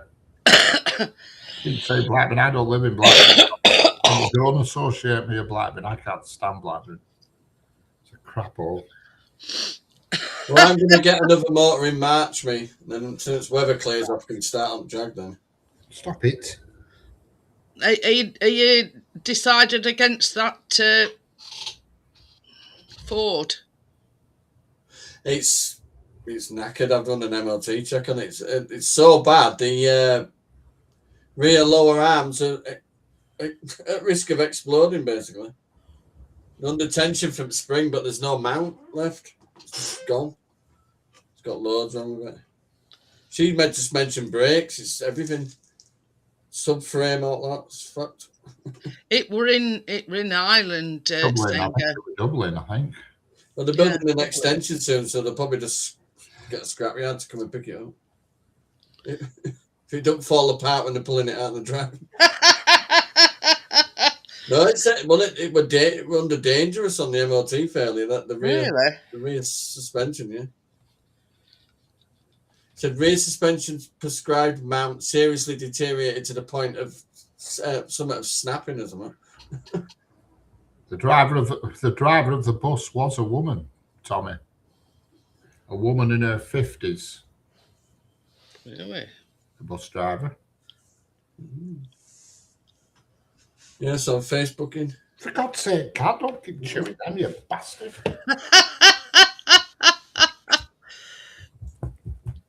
I've got to get Keena's new bed first. That's the priority. Yeah, the bus driver was a woman in her 50s, was also taken to hospital with non-life-threatening injuries. A man in his 20s, a woman in her 30s went to hospital, and sadly a man in his 80s died at the scene. The two younger people, their injuries were described as non-life-threatening. Just the 80-year-old, I get the feeling he was the one that ended up underneath it. And the driver was a woman in her 50s. I'm laughing at Mia. She's sort of like going like this, Richard. Yes. We got a bit of excess wire though. It took it away. No. Yeah, it's working spot on now. Man, not people down here. Bloody hell. New to the parish. So she went from Blackburn then, probably. Yeah, I've been browsing. I'll pay about 500, but I want a decent MOT on it so that I can run while I'm sorting mine. I want something I can quickly do back up, do alt brakes or something, whatever it needs, and then flog it on quick. Because I'm not getting rid of Jag. I do like the Jag. Are you back with us, Bill? I'm back. Right. Just want to clear something up. What does my name say? Jeanette. There you go. Why? What's it supposed to say? Keep calling me Janine. Oh, yeah. You know why? Why? Because I forget. Well, that's there as a reminder. But no, I've got an aunt. My dad's little sister's named Janine. Oh. I'll let you off then. Yeah. I thought it was something serious then. No. He's always called me Janine, and I keep, we sort of, he's, brought it up, and then something else has. And I'm sure I've done it 100 times too. Probably. And there's no mean intentions there at all. Oh no. If you knew my Aunt Janine, you would be happy to be called Janine. She's like the nicest person in the world. Well, no, malice intended. Since she got out of prison, she hasn't killed anybody in like 3 years. Yeah. Oh dear. Oh, I wouldn't want her to hear me say that, even joking. She really is super nice. Yeah, you might be a first kill. Or fifth, who knows? She's old. She's had a lot of chances. Oh, she's back. You do it. So anyway, Janine, if you could have any car you wanted, what would it be? I had to do that. I had to. I've always liked Range Rovers. That's too bad. Go ahead. Yeah, I mean, there's a lot. So you like working on cars? I didn't say I'd buy one, but I said I've always liked them. Well, but if you could have any car you wanted, but you own it now.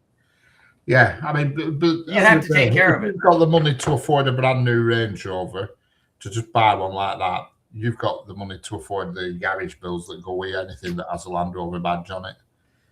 You know what I mean? You Oh know, crap! If you can afford a Jaguar, just keeping it alive is more than it costs. Oh yeah, I paid £950 for mine, and I spent about £2,000 on it. Yeah. That's not good logic, that, Johnny. I think of it more as of an enjoyment and getting around thing. Really. Mine was something short of a gift. You've got to think of And it that I've way. been pouring Richard, money I into it since I got it. But And it's a gift from my uncle, and he's a nice, super nice guy. Well, he gave me a car, yeah, but he knew it needed a little work and gave it to me. And I just keep pouring bucket loads of money in that thing just to keep it alive. I mean, I paid £1,000 for the RAV4, and I must have spent about £3,000 or £4,000 on that one. Just to have some twat in it. I think I'm probably in the $3,000 or $4,000 range in mine. Well, it cost me about $500 to sort out the heating and all that out, didn't it? And the brakes. What else did I have done? Yeah, mine got new brakes, It new rotors. might be about £1,000 or just over £1,000 on this. Definitely more than get off that. there. Get out. So, I mean, the RAV needed a new clutch and shit as well. They charged me $750 to do the vacuum lines on mine. Fucking kill you, cat. Fucking get down. She's Well, giving mine me- needed a new heat control valve, and then it needed a new part wire loom bit to it as well, because that had rusted away.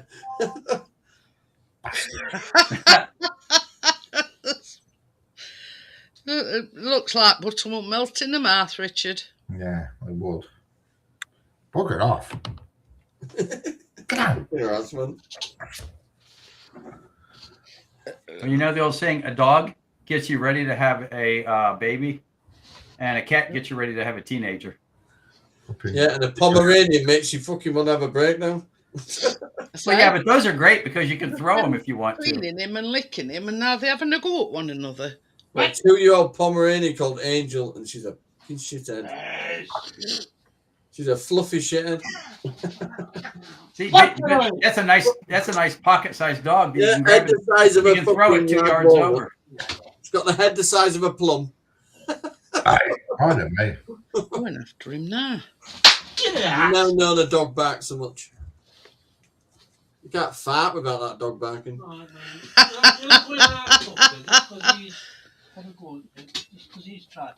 See, the last pet I had wasn't even mine. I had a stray cat that would come to my house for food, and I always left the doors open. Like I'd leave the back door open to the backyard, and the cat would just come inside and go looking for things to eat. It sort of became my Cats are cat. buggers. Cats can have about 4 different owners. Just because he's had a go, you don't mean to say. This Oh, was right. dear. Yeah, possibly, Tommy. I mean, there must be witnesses and Microwave. TV footage of it, so they'll work it out. Yeah, boy. Anyway, I won't buy up yet in case I win raffle. I might do it too. Oi. You listening? See Yeah, that we're ball? not. I bet that shifts though, Richard. That Knack. the Audi S5 Oh, 3 yeah. litre turbo. Or it'll shift all right. Only problem with anything with Audi that says S on it is you can't park it anywhere because it'll just get stolen. Oh no. No doubt It'd about it. probably be behind the gates, actually. Yeah, Two the both sets. S5s and S7s and all that lot are real hot property for being stolen. Big So I time. parked the Daimler in front of it. Big time. You'd have to really do the security there. You know, I know somebody has an S3 and he don't park it anywhere in town. And I said to him, what the friggin' have you got it for? If you're frightened of parking it anywhere or leaving it anywhere, it's no damn good. You know, he goes for a meal and he has it parked so you can see it through window. And I think, God, it's nowhere to live, is that? That's it. You know, cars are meant to be drove, not hidden away, you know, because you don't park it anywhere. Well, I've just hit 95,000 and it had 73 on it when I got it. But now that's now, Johnny. Uh, Down to 175 now. I talked to a guy in America who's got a silver S-Type. It's the racing one, yeah. He's done 300,000 miles. Ow. It is beautiful. Though. He's dropped it right low. It's silver one. It's all tinted, but it's beautiful. He must have spent a fortune on it. But he said it had a lot of rust problems when he got it. Because every picture he takes, it's in fucking snow and shit. So he might be up top end, as I say in Yorkshire. The snowy end. You know, we always talk in the summer about how hot it is here in Texas, right? It's middle of February. Wait, where's it at? Ooh, I'd love that. I work so much. I function better when I'm warm. Well, yeah, no. In the summer it gets hot, but this is February, for God's sake. It's supposed to be snowing. Oh no, you can start that now. You've It's freezing over here. You've had more snow than we've had. We haven't had much real snow.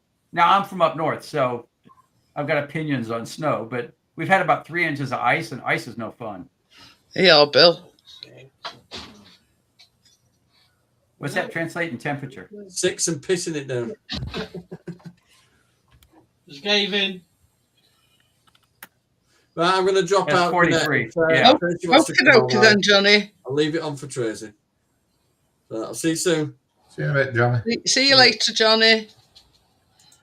It's 42 degrees in Fahrenheit. 42.8. Yeah. But yeah. 82 in Celsius. 82 is like perfect weather. It's like go out and play weather. Yeah, that's in Celsius. It's 6 degrees, Tommy.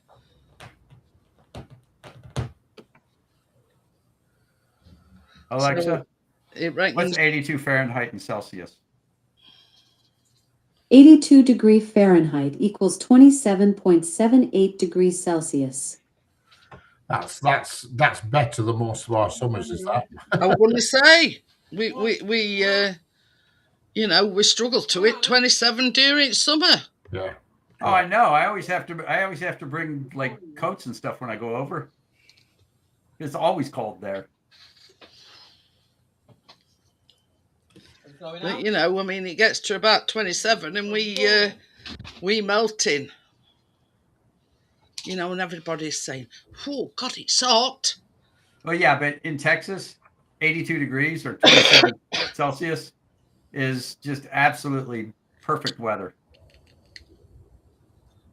Hi, Crypto. Hello, Crypto. Hey, Crypto, I see you. For a Hello, change. Tim. So when you come in. And hello, dear. One.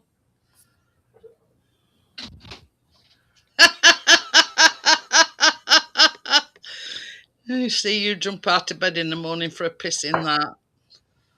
You have to. What are you looking for? I haven't got anything. I haven't got out.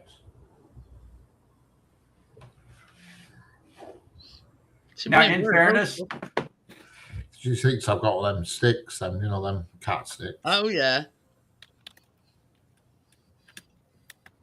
So, ain't you got any pets now, then, Bill? I'm flipping envy. no, I don't do pets. Correct. Best way to be that, Bill. The pin. Yeah. Yeah, yesterday when I was out chasing parts at 5:30 in the morning, it was 6.2 below Celsius. It was 20 Fahrenheit. And now today it's 82. Hey, if you don't like the weather, just wait 10 minutes. I'm going to say. But I mean, 27, and that's in classed as winter. Yeah, so between yesterday and today, it went from six and change below to 27 and change above in Celsius. You can feel the difference. Well, yeah, I mean, because you've got t-shirt on this week, you got great big thick fleece on last week. Yeah, I was freezing last week. Come on. Here. So yeah. Stay still. Come here. Okay. Says Bree's out with a friend. But it's you know. Yeah. Hi, Tim. Hello, Tim. But it's Hey, like Tim. it's been crazy weather. I mean, when it was snowing. I think it was Tuesday, weren't it? But Tuesday. I don't know. It's not snowed here. Well, it snowed Well, I over mean, there. we had a bit of snow, but then rain came and washed it away. That's how much snow we Yeah. had. You know what I mean? We didn't have very much. We never get snow nowadays. Not like we used to, anyway. Snow's gone. It's a thing of the past. We always say that here it snows every Valentine's Day. Ah. Don't know why. Come on. Come on. Yeah, now we're showing the next week. Yeah. That's all good temperatures there. Yeah. I'm an outdoor cat, so it's perfect for me. That's it. Yeah, Valentine's is only a week away. A load of bollocks. Come on. Yeah, I'm thinking we're probably going to go to Las Vegas for Valentine's. Ooh. We don't bother, Bill. No. Bullshit. Oh no, I am the master of Valentine's. Oh no, we don't send each other cards. We don't buy each other. You know, I mean, we've been married 23 years this year. You know, and we tell each other we love each other every day. So why should Valentine's be any different? You know, it's like last year for Valentine's, the restaurant that me and my wife went to on our first date 25 years ago, right? I chased around for 6 months and found a T-shirt from that restaurant. Hello, Joel. It burned down 12 years ago, Hi, Joel. and I gave it to her for Valentine's Day. Oh, you old romantic, you. No, if you had my attention on Valentine's Day, you'd be flying over here just to be next to me.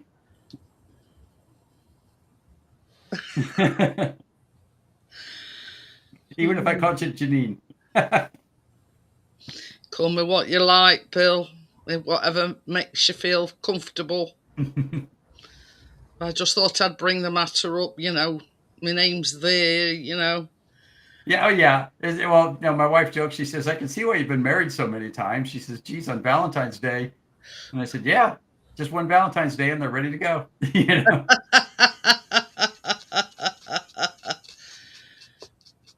The tough part is after 25 years, you got to think of new things. That's it.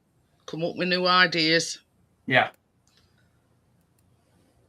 You know, no whisking her away to somewhere romantic because you've been there and done that. Yeah. But anyway. Yeah, it's like I took her to the Caribbean for our honeymoon, and then I had to come up with something better every single year. You know. You can't. It's hard to beat. I'm going to say you can't beat that one, Bill. Yeah, but now it's been run down so much. We've done it so many times. It's like, It's like she has the Hawaii trip that she wants to go to in November. It's like, yeah. There you go. There you go. There you go. You sure you want to be in Texas? Texas is big, but it's full of a whole lot of nothing. It's empty. There's nothing here. It's spoiled yet anyway, Tommy. Yeah, and of course with me, I can't get boxes of candy because then she feels guilty because I can't have any. That's it. Flowers is overpriced. No, flowers it's too overdone. Yeah. I agree. If I went out and spent $1,000 on flowers, she'd think I didn't try very hard. I mean, I could cover the house and she'd think I didn't put any effort in. Yeah, you know, if Chris got me any flowers, Bill, I'd hit him over the head with them. I think they're too commercialised, too overpriced. You know what I mean? It is. No, you can't. We've no airport here, Tommy, in Darwin.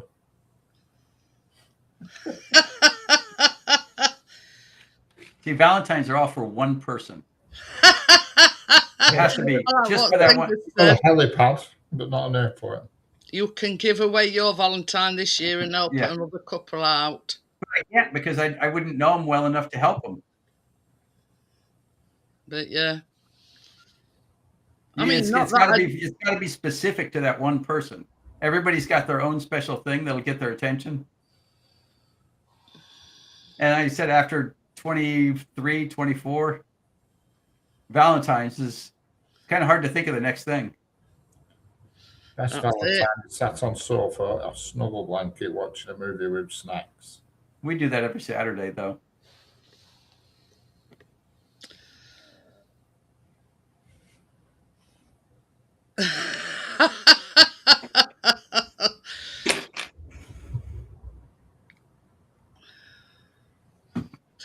Yep. Chaser's more her age, Joelle. Took us the old man. So yeah, Chaser's more Mia's age. He's a bit older than Mia, but he's not much. Who's a bit older than you? Me? You'd have to On prove about it. Mia, one of our cats could be Mia's Valentine. Oh. So, but you see, our Tucker's more of an old man and our Chaser's more age bracket. Even though he's sort of slightly older than she is. He's 3 in July, I think. Cool. Oh, you want to see something funny? My kid got me this for Father's Day one year.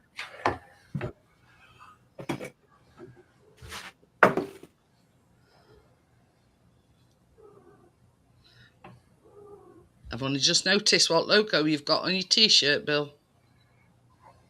I actually had this T-shirt custom made. It's a leaper.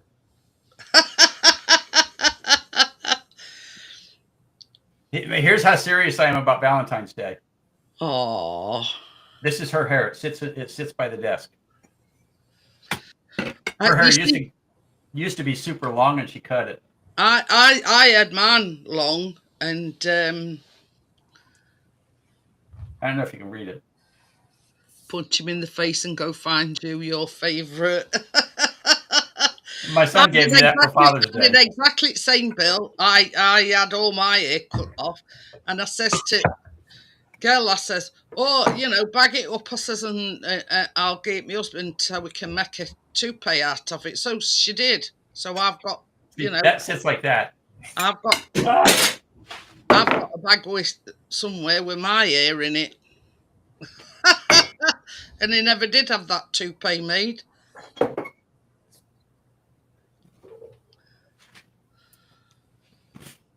But anyway. It's Slazenger.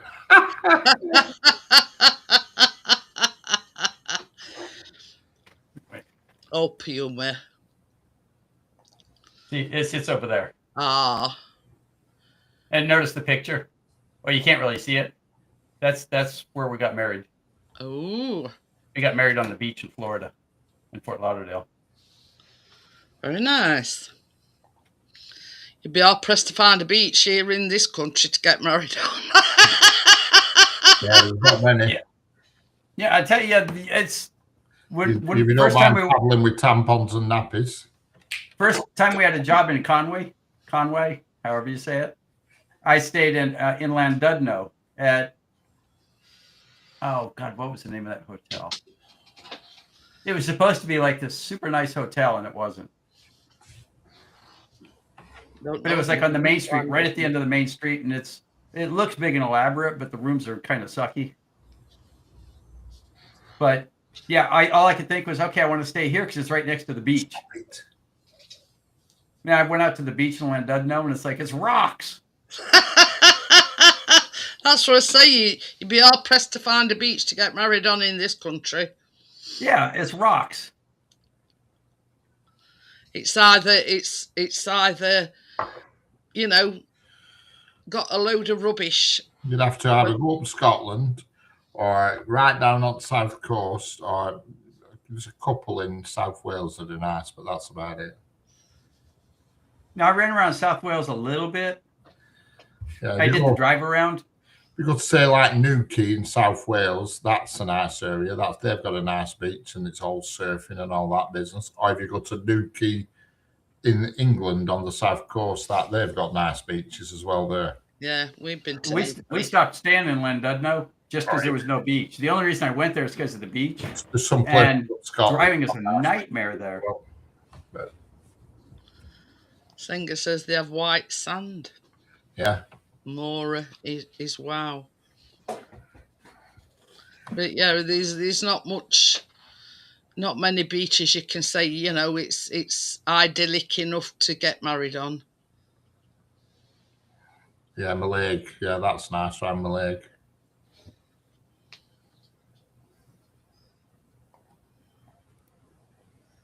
That's where the Jacobite steam train runs.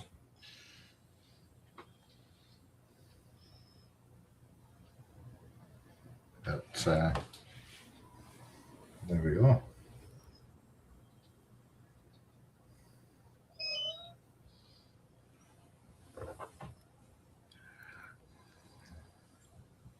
It'd take us 7 hours and 56 minutes to get there.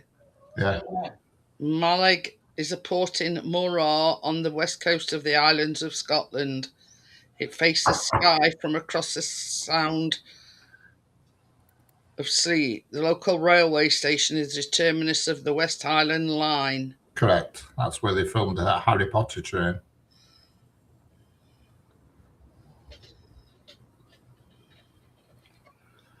You know, the steam train of Harry Potter. Well, that's where they filmed it going over them arches. It looks very nice. Yeah.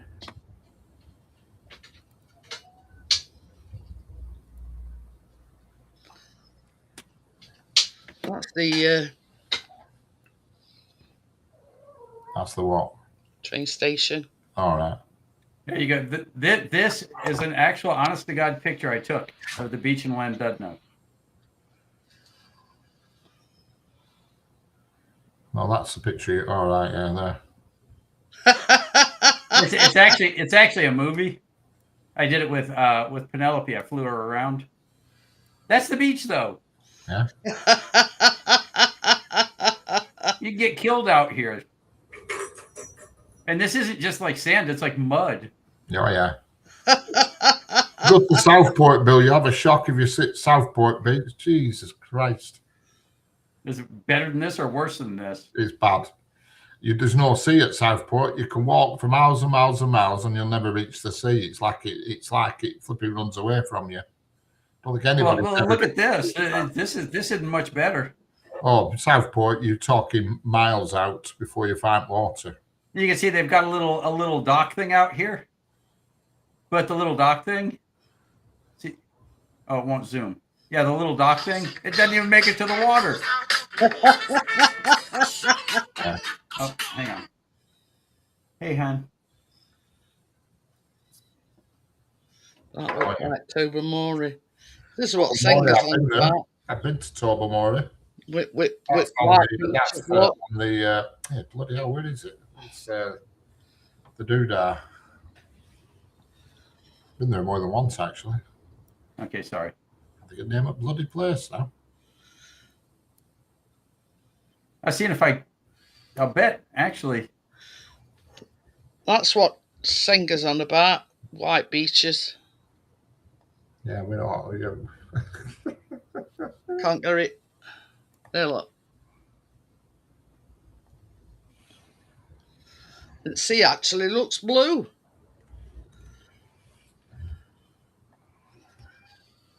Crypto says, is that Llandudno? Yes. Yeah. That isn't.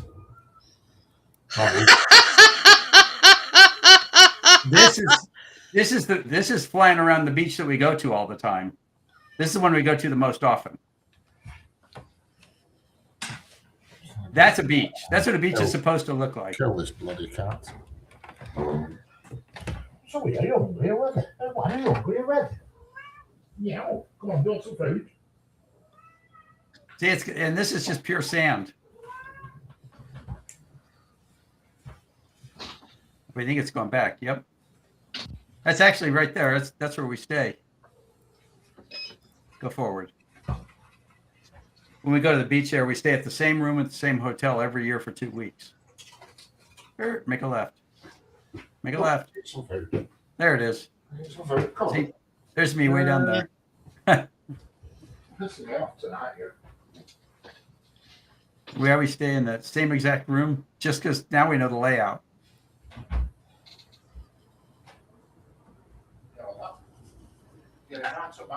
Hiya, Bria. Oh. Okay, you can't see that one.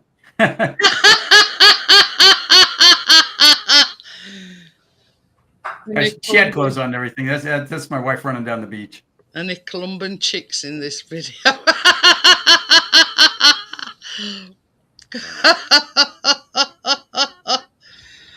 Oh dear. No, there's one overdeveloped redhead there, though.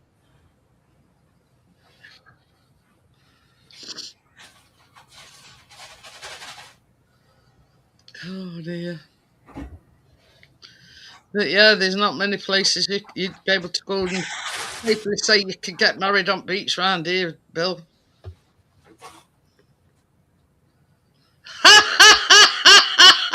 Tommy says, was that you, Bill?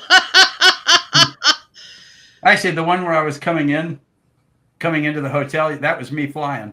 Yeah. No, that was the wife running, doing yeah. That was my wife going down the beach like this. Running down the beach. She was showing off her natural assets. Yeah, doing a Baywatch impression. But yeah.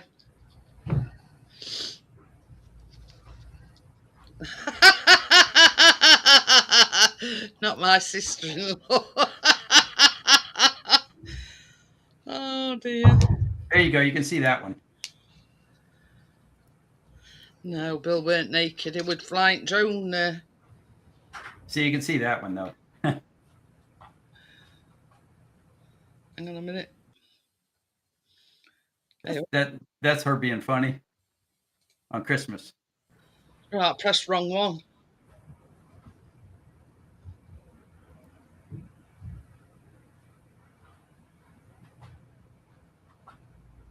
I just knocked Richard out. Oh no. No, that's what I mean when I pressed wrong one. Indianapolis. This is the music room. That was the room we turned into the Hilton. It originally had all my guitars hanging on the wall here, and the synthesizer over here, the piano on the other side, and the drum kit in the corner. I remember it because I repainted all this. When I took all the music equipment out, I repainted the room, and now it's like a gray blue and a white ceiling. Oh. Joelle says your wife's very beautiful. I think so. She's like my favorite wife. And he's had quite a few, Joelle. I've had a few, yeah. No, I've had 4. 4's not much. And she's the only one that stuck around him long enough. Yep. Oh, here you go. He lives in Texas, Sanger. I live in Texas. We just travel all over the place. See, this is when he comes to England and whatnot, Sanger, it's with his wife's job. He's just the bellboy. Yeah. No, I'm the. He's retired. Yeah. I'm like the luggage handler. See, there you go. This is how you do Valentine's Day. Oh. That's in front of the room at the Sandals in St. Lucia. I called ahead and had the girl there set it up for me. So, you know, whereas other people would have somebody arranged to have flower petals all over the bed built into, you know. Well, yeah, but no, they already do that when you're there. So that's not special, you know. Little stuff like this is special. But we'd been there before, so I knew that this little heart thing was there. And I just called ahead, and since we've been to the same one like 10 times, I called ahead and said, "Hey, set up the rocks like this," and sent them a picture. That's sick. And when we got there, it was sitting there. What are you looking for, Richard? Oh, so it's just falling, not bloody falling. What are you doing? Hey, Henny. Notice all my pictures have her. Some of them have her in a wedding dress.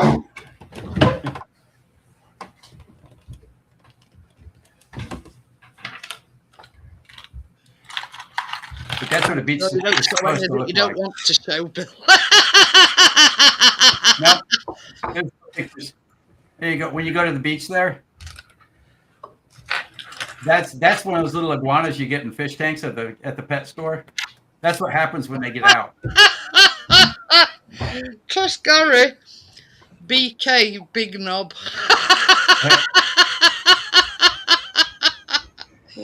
I didn't think that picture was up here. Wait. Oh dear. Oh dear. There you go. Yeah.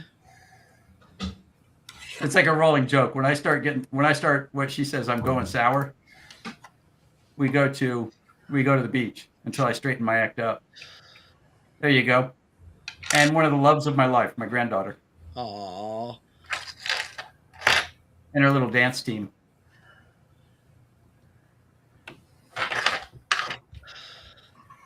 See, I know she's seeing somebody on the side. Oh, there you go. This is my son. This is my granddaughter. She's actually older than he is at Disney World. So your granddaughter's actually older than your son? Yeah. Oh. You gotta admit, that's funny.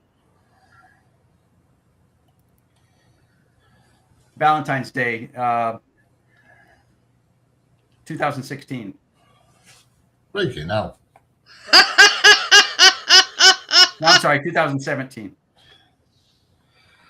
Fire bill. It's not as expensive as you think. Well, if it's that expensive, it's stupidity. But anyway. Now, how could you not want to do that though? It's quite simple, yeah. I just sort of look at how much did it cost. It's not that expensive. Yeah, well, but then how much? Well, it's more than 100. All right. Less than 10,000. Yeah, well, that's narrowed it down a bit, Bill. All my favorite people hanging out with a snowman.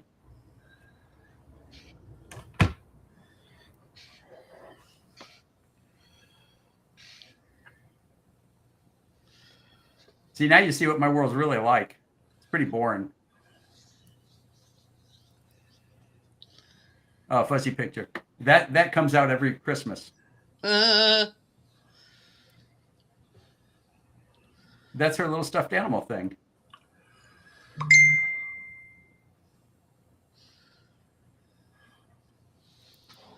Here's the saddest picture you'll ever see in your whole life. It almost makes me cry just seeing it.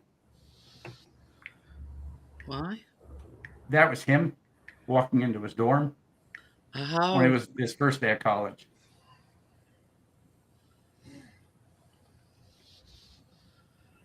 That was like the first time there was ever 3 days in a row where I didn't see him for 18 years, you know?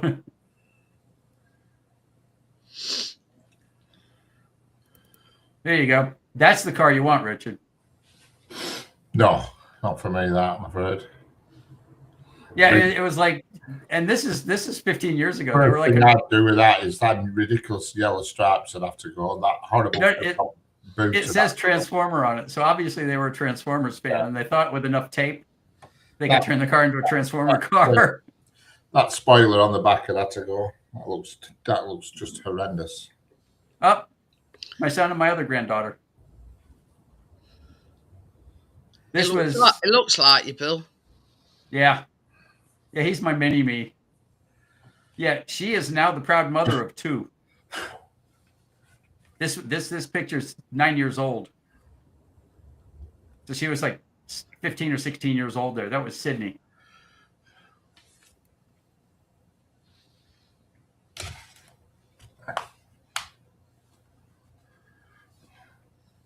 Oh, you know, I got the 3D printer, right? I made this for my little brother. Hey, that's funny. No? Senga says her son would like that car.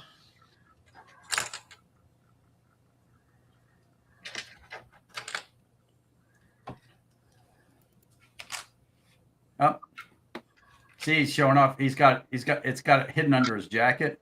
You can see he won a bunch of Scholastic awards in high school. Very nice. They have what they call the STEM awards, and he won STEM Texas. This is just him before everything started, standing in front of everybody on an empty stage.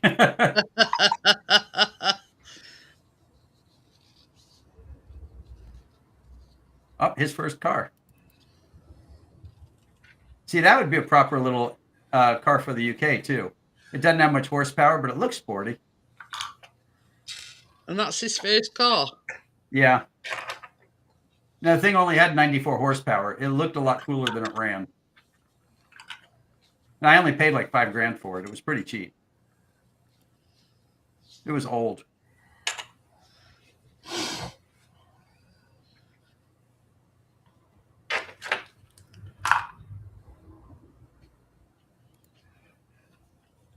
See, now it's really old. I just got all those pictures together. Okay, well, I've got to run. I really need to eat some food, or I'm going to starve to death. I'm getting scrawny right here, right as I sit. Scrawny.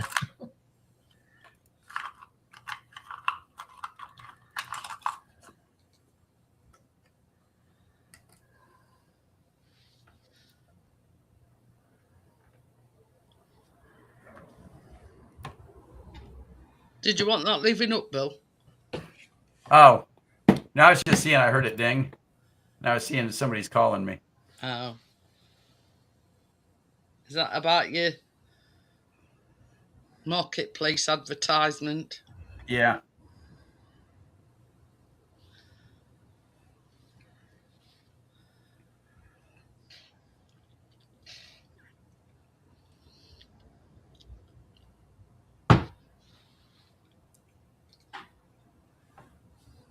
Oh, I know what this was. I was trying to think of what it was. He was just saying thanks. It's a guy I knew. He's got 2 kids, and he's trying to find a job. And his computer was a disaster. And I spent like 4 hours on it yesterday, getting it all cleaned up. And he came and got it a little while ago, and he was just saying thanks. It works great. That's all. Thanks you need. For free, of course. Well, yeah. But he's working on finding a job, so you can't charge him money for it. No.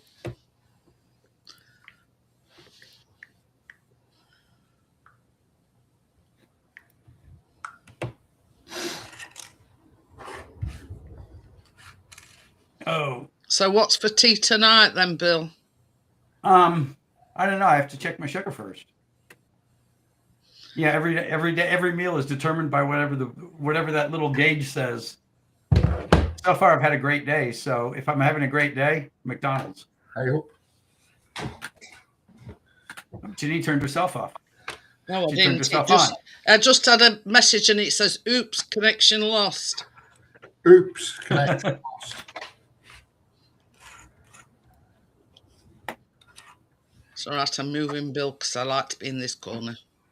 Oh, absolutely. I've been in every corner tonight, apart from yours. Yeah, I've been all over the bloody show. What was that tic-tac-toe game called? that they always wanted the center square. Noughts and crosses. Connect 4. No, there was some TV show. It was a bad game show / comedy show. Oh, And Richard Dawson was always wanting to be in the center square. oh, I know what you're talking about. It was an old one because I remember Nipsey Russell and Richard Dawson being on it, and they've got to be 100. Yeah, we had exactly the same one, Bill, and they're all in like these boxes, weren't they? Yeah, and they played tic-tac-toe with questions. Yeah, can't think what our version was called. I watched your version of the show Ghosts, and I ain't done it yet. Crypto. It kind of sucks a little bit. If you can watch the American version, it's much funnier. Right, I'm just going to do a poll, and I've got 2 versions. Well, 2 different ones: Cinderella or Beauty and the Beast. Can I be the Beast? So just put your things in comment. What's your choices? I'd forgot all about it, Joel. I'm getting that engrossed in Bill's pictures. No, I've not done it yet. So yeah, what's people's verdict? What do you want to hear? Beauty and the Beast or Cinderella? Cinderella is quite a long one. Both. Here all night, Joel.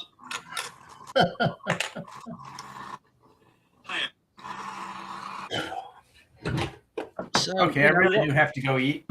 Okay, then I'll see you later. Dinner time. I'll see you guys later. Bye. Thanks for having me. Enjoy your tea or your dinner. Catch you later. Cinderella.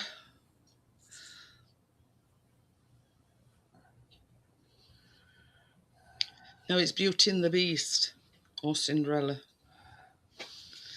We'll go with Beauty and the Beast because that is slightly shorter than Cinderella, because Cinderella is a long, drawn-out thing. So there we go. We're going with Beauty and the Beast.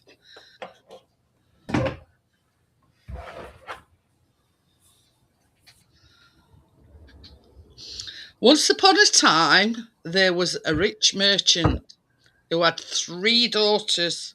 They lived in a very fine house in a beautiful city and had many servants and grand liveries to wait upon them. All their food was served on gold and silver dishes, and their gowns were made of the richest stuff sewn in jewels. The 2 eldest were called Marigold and Dresselinda. Never a day passed but these 2 went out to some feast or junketing. But Beauty, the youngest, loved to stay at home and keep her old father company. I know, we've had some today. Now it happened that misfortune came upon the merchant.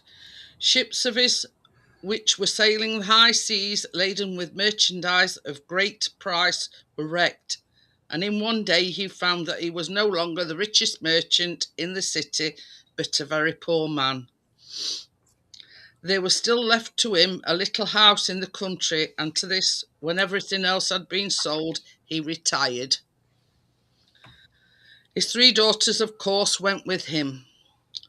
Marigold and Dresselinda were very cross to think that they had lost all their money, and after being so rich and sought after, they must now live in a miserable cottage. But Beauty's only thought was to cheer her old father, and while her 2 sisters sat on wooden chairs and cried, bewailing themselves,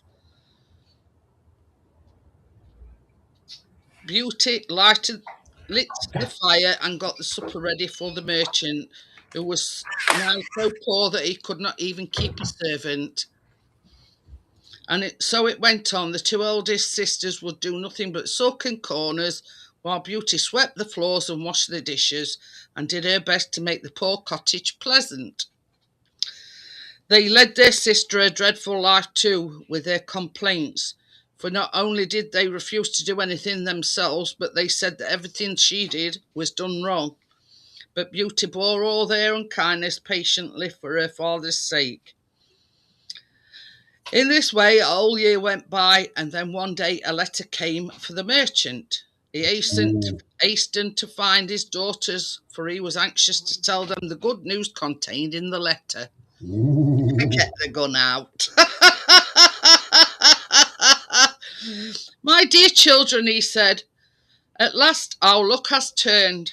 This letter says that one of the ships supposed to have been lost has come safely home to port. And if that be so, we need no longer live in poverty. We shall not be so rich as before, but we shall have enough to keep us in comfort. Get me my travelling cloak, Beauty. I will set out at once to claim my ship. And now tell me, girls, what shall I bring you when I come back? £100, said Marigold, without hesitation in an instant. I want a new silk dress, said Dresselinda, an apple green one sewn with seed pearls, and green shoes with red heels, and a necklace of emeralds, and a box of gloves. She didn't want much, did she? I just think it's the same thing, the greedy bit. What shall I bring you for my Beauty? Asked the father, as his little daughter helped him put on his travelling cloak. Call on the drum and a kick up the bum. Oh, bring me a rose, said Beauty hastily. Her father kissed her fondly and set out. You silly girl, said Marigold. You just want our father to think you are more unselfish than we are. That's what you want, a rose indeed. Bastard. Indeed, sister, said Beauty, that was not the reason. I thought our father would have enough to do in seeing the safety of his ship without being troubled to do shopping for me. But the sisters were very much offended and went off to sit in their own room to talk of the fine things they would have when their father came back.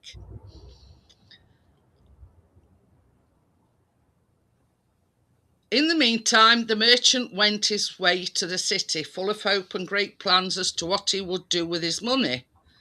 But when he got there, he found that someone had played a trick on him, and no ship of his had come into harbour, so he was just as badly off as before. He spent the whole day looking around to make sure there was no truth in the letter he had received, and it was beginning to get dusk when he started out, with a sad heart, to make the journey home again. He was tired and miserable, and he had tasted no food since he left home in the morning. It was quite dark by the time he came to the great wood through which he had to pass to get to his cottage, and when he saw a light shining through the trees, he decided not to make his way towards the light. He decided to go, I don't know. He decided not to go to his home that night, but to make his way towards the light in the wood and ask for food and shelter. We were going to a brothel. He expected to find a woodcutter's cottage, but what was his surprise as he drew near to the light to find it came from the windows of a large and beautiful palace. He knocked at the gates, but no one answered, and presently, driven by hunger and cold, he made bold to enter and mounted the marble steps into the great hall. All the way he never saw a soul. There was a big fire in the hall, and when he had warmed himself, he set out to look for the master of the house. But he did not look far, for behind the room door he opened was a cosy little room with supper set for one, a supper the mere look of which made you hungry. So the merchant sat down as bold as you please and made a very hearty supper, after which he thought he would look for the master of the house. He started off and opened another door.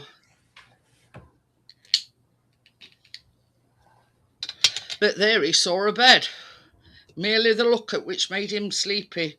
So he said to himself, "This is some fairy's work. I had better not look any further for the master of the house." And with that he tumbled into bed and being very tired, he went to sleep at once, and he slept like a top till it was time to get up in the morning. When he woke, he was quite surprised to find himself in such a soft and comfortable bed, but presently he remembered all that had happened to him. I must be going, he said to himself, but I wish I could thank my host for my good rest and my good supper. When he got out of bed, he found he had something else to be grateful for on the chair by the bedside lay a fine suit of new clothes, marked with his name and 10 gold pieces in every pocket. Oh, well. He felt quite a different man when he had put on the suit of blue and silver and jingled the gold pieces of money in his pocket. A big breakfast roll. When he went downstairs, he found a good breakfast waiting for him in the little room where he had supped the night before. And when he had made a good meal, he thought he would go for a stroll in the garden. He's listening, Senga says. Down the marble steps he went, and when he came to the garden, he saw that it was full of roses, red and white and pink and yellow. And the merchant looked at them and remembered Beauty's wish. Oh, my poor daughters, he said, what a disappointment it will be to them to know that my ship has not come home after all. But Beauty at any rate could have what she wanted, so he stretched out his hand and plucked the biggest red rose within his reach. As the stalk snapped in his fingers, he started back in terror, for he heard an angry roar. And the next minute a dreadful beast sprang upon him. It was taller than any man and uglier than any animal. But what seemed most dreadful of all to the merchant, it spoke to him with a man's voice. After it had roared at him with the beast. Ungrateful wretch, said the beast, I have not fed you, lodged you and clothed you, and now you must repay my hospitality by stealing the only thing I care for, my roses. Mercy, mercy, cried the merchant. No, said the beast, you must die. The poor merchant fell upon his knees and tried to think of something to say to soften the heart of the cruel beast. And at last he said, Sir, I only stole this rose because my youngest daughter asked me to bring her one. I did not think, after all you have given me, that you would grudge me a flower. Tell me about this daughter of yours, said the beast suddenly. Is she a good girl? The best and the dearest in the world, said the old merchant, and then he began to weep, to think that he must die and leave his Beauty alone in the world with no one to be kind to her. Oh, he cried, what will my poor children do without me? You should have thought of that before you stole the rose, said the beast. However, if one of your daughters love you well enough to suffer instead of you, she may. Go back and tell them what has happened to you, but you must give me your promise that either you or one of your daughters shall be at my palace door in 3 months' time from today. The wretched man promised.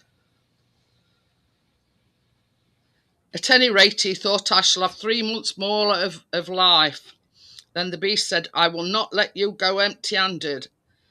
So the merchant followed him back into the palace. There on the floor of the hall lay a great and beautiful chest of wrought silver. Fill this with any treasures that take your fancy, said the beast, and the merchant filled it up with precious things from the beast's treasure house. I will send it home for you, said the beast, shutting down the lid. And so with a heavy heart the merchant went away, but as he went through the palace gate, the beast called to him that had he forgotten Beauty's rose, and at the same time held out him a large bunch of the very best.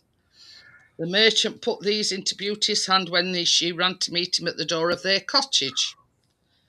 Take them, my child, he said, and cherish them, for they have cost your poor father his life.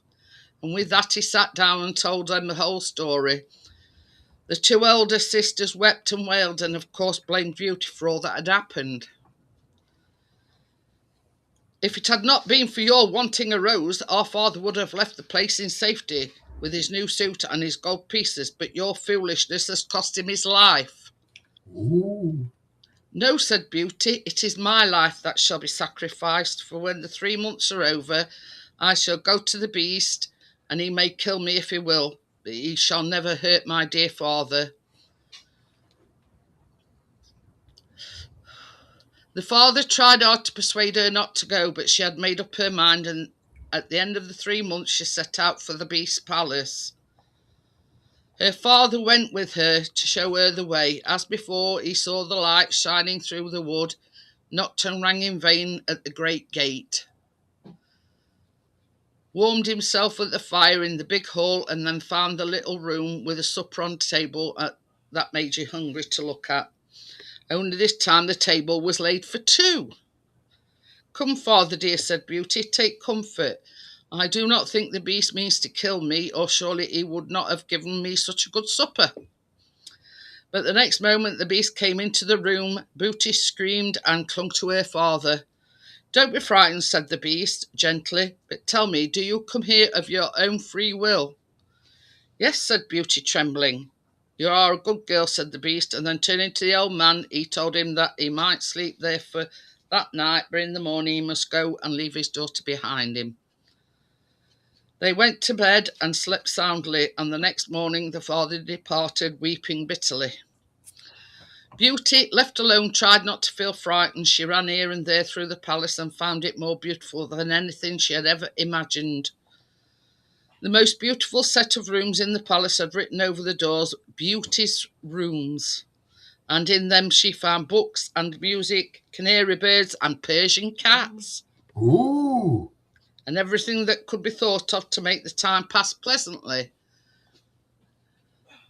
"Oh dear," she says, "if only I could see my poor father, I should be most happy." As she spoke, she happened to look at a big mirror, and in it she saw the form of her father reflecting, just riding up to the door of his cottage. That night, when Beauty sat down to supper, Beast came in. "May I have supper with you?" said he. "That must be as you please," said Beauty. So the Beast sat down to supper with her, and when it was finished he said, "I am very ugly, Beauty, I am very stupid, but I love you. Will you marry me?" Oh, yeah, let's get forward. Ooh. "No, Beast," said Beauty gently. The poor Beast sighed and went away. And every night the same thing happened. He ate his supper with her and then asked her if she would marry him, and she always said, "No, Beast." All this time she was waited on by invisible hands as though she had been a queen.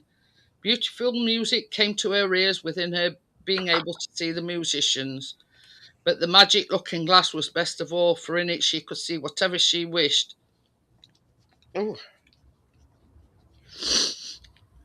As the days went by and her slightest wish was granted, almost before she knew what she wanted, she began to feel that the Beast must love her very dearly, and she was very sorry to see how sad he looked every night when she said no to his offer of marriage.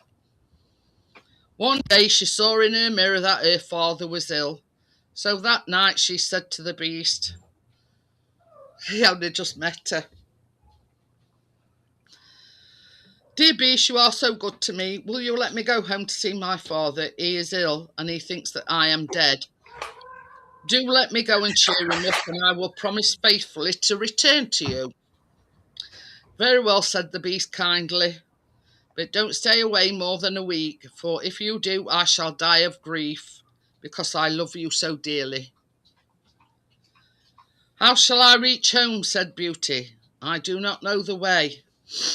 Then the Beast gave her a ring and told her to put it on her finger. When she went to bed, turn the ruby towards the palm of her hand, and then she would wake up in her father's cottage. When she wanted to come back, she was to do the same thing. So in the morning, when she woke, she found herself at her father's house, and the old man was beside himself with joy to see her safe and sound. But her sisters did not welcome her very kindly, and when they heard how kind the Beast was to her, they envied her good luck in living in a beautiful palace while they had to be content with a cottage. Bastards. "I wish we had gone," said Marigold. "Beauty always gets the best of everything." Tell us about your grand palace," said Dresselinda, "and what you do and how you spend your time." So Beauty, thinking it would amuse them to hear, told them, and their envy increased day by day.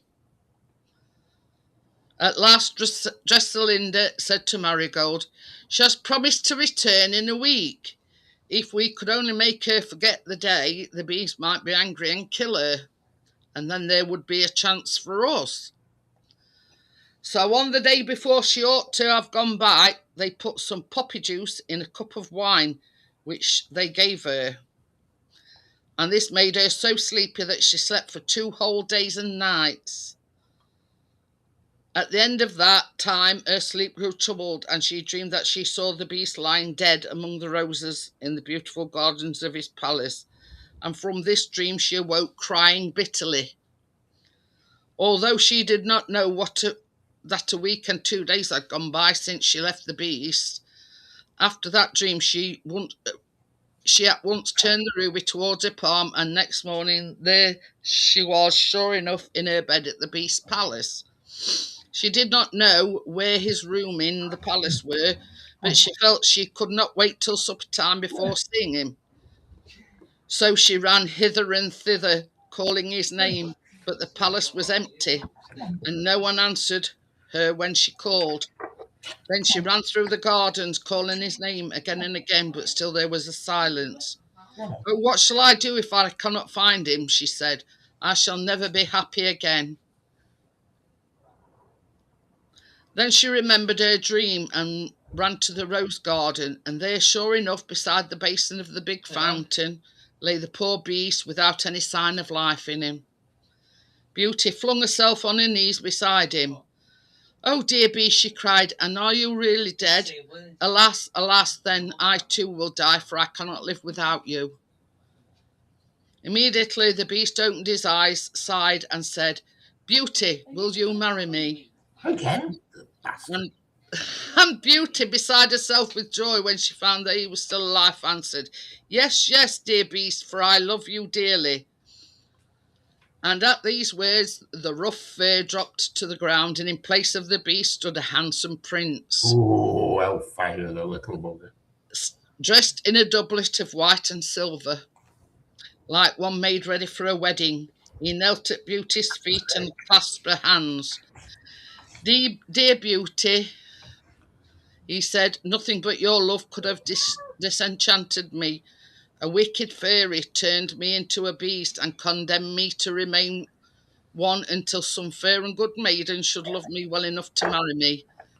In spite of my ugliness and stupidity, now, dear one, the enchantment is broken. Let us go back to my palace. You will find that all my servants, who too have been enchanted, have waited on you all this time. With invisible hands will now become visible."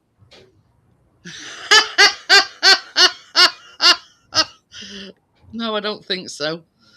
Then they returned to the palace, which by this time was crowded with courtiers eager to kiss the hands of the prince and his bride. And the prince whispered to one of his attendants, who went out and in a very little time came back with Beauty's father and sisters. Bloody hell, brought all bloody family round. The sisters were condemned to be changed into statues, Oh, well. and to stand at the right and left of the palace gates, until their hearts should be softened and they should be sorry for their unkindness to their sister. But Beauty, happily married to her prince, went secretly to the statues every day and wept over them. And by her tears their stony hearts were softened, and they were changed into flesh and blood again, and they were good and kind for the rest of their lives. And Beauty and the Beast, who was a beast no more, but a handsome prince, lived happily ever after. Bloody hell. There we The go. end. The end. Well, that's Told you they were both long ones. I would have for a long story. Yeah. But, and that's where the saying comes from, beauty is in the eye of the older. There you go. Correct. So, yeah. She loved him for the way he were, not what she thought he were. Yep. So, there you go. And on that note, I am going Tracy, to. how are we doing? Yeah, it is an happy ending. So, yeah, on that note, sorry the story was late, but I'll see you tomorrow night. And, yeah, so thank you for carrying on listening. I'd forgot all about the story. So I will see you tomorrow night. So, bye, everyone. Bye. Bye, everybody. Bye, everybody. Together, Johnny, Bye. Tracy, Joelle, Tommy, Gary. We can see you, Callum. Bye, Miss. Well. Bye.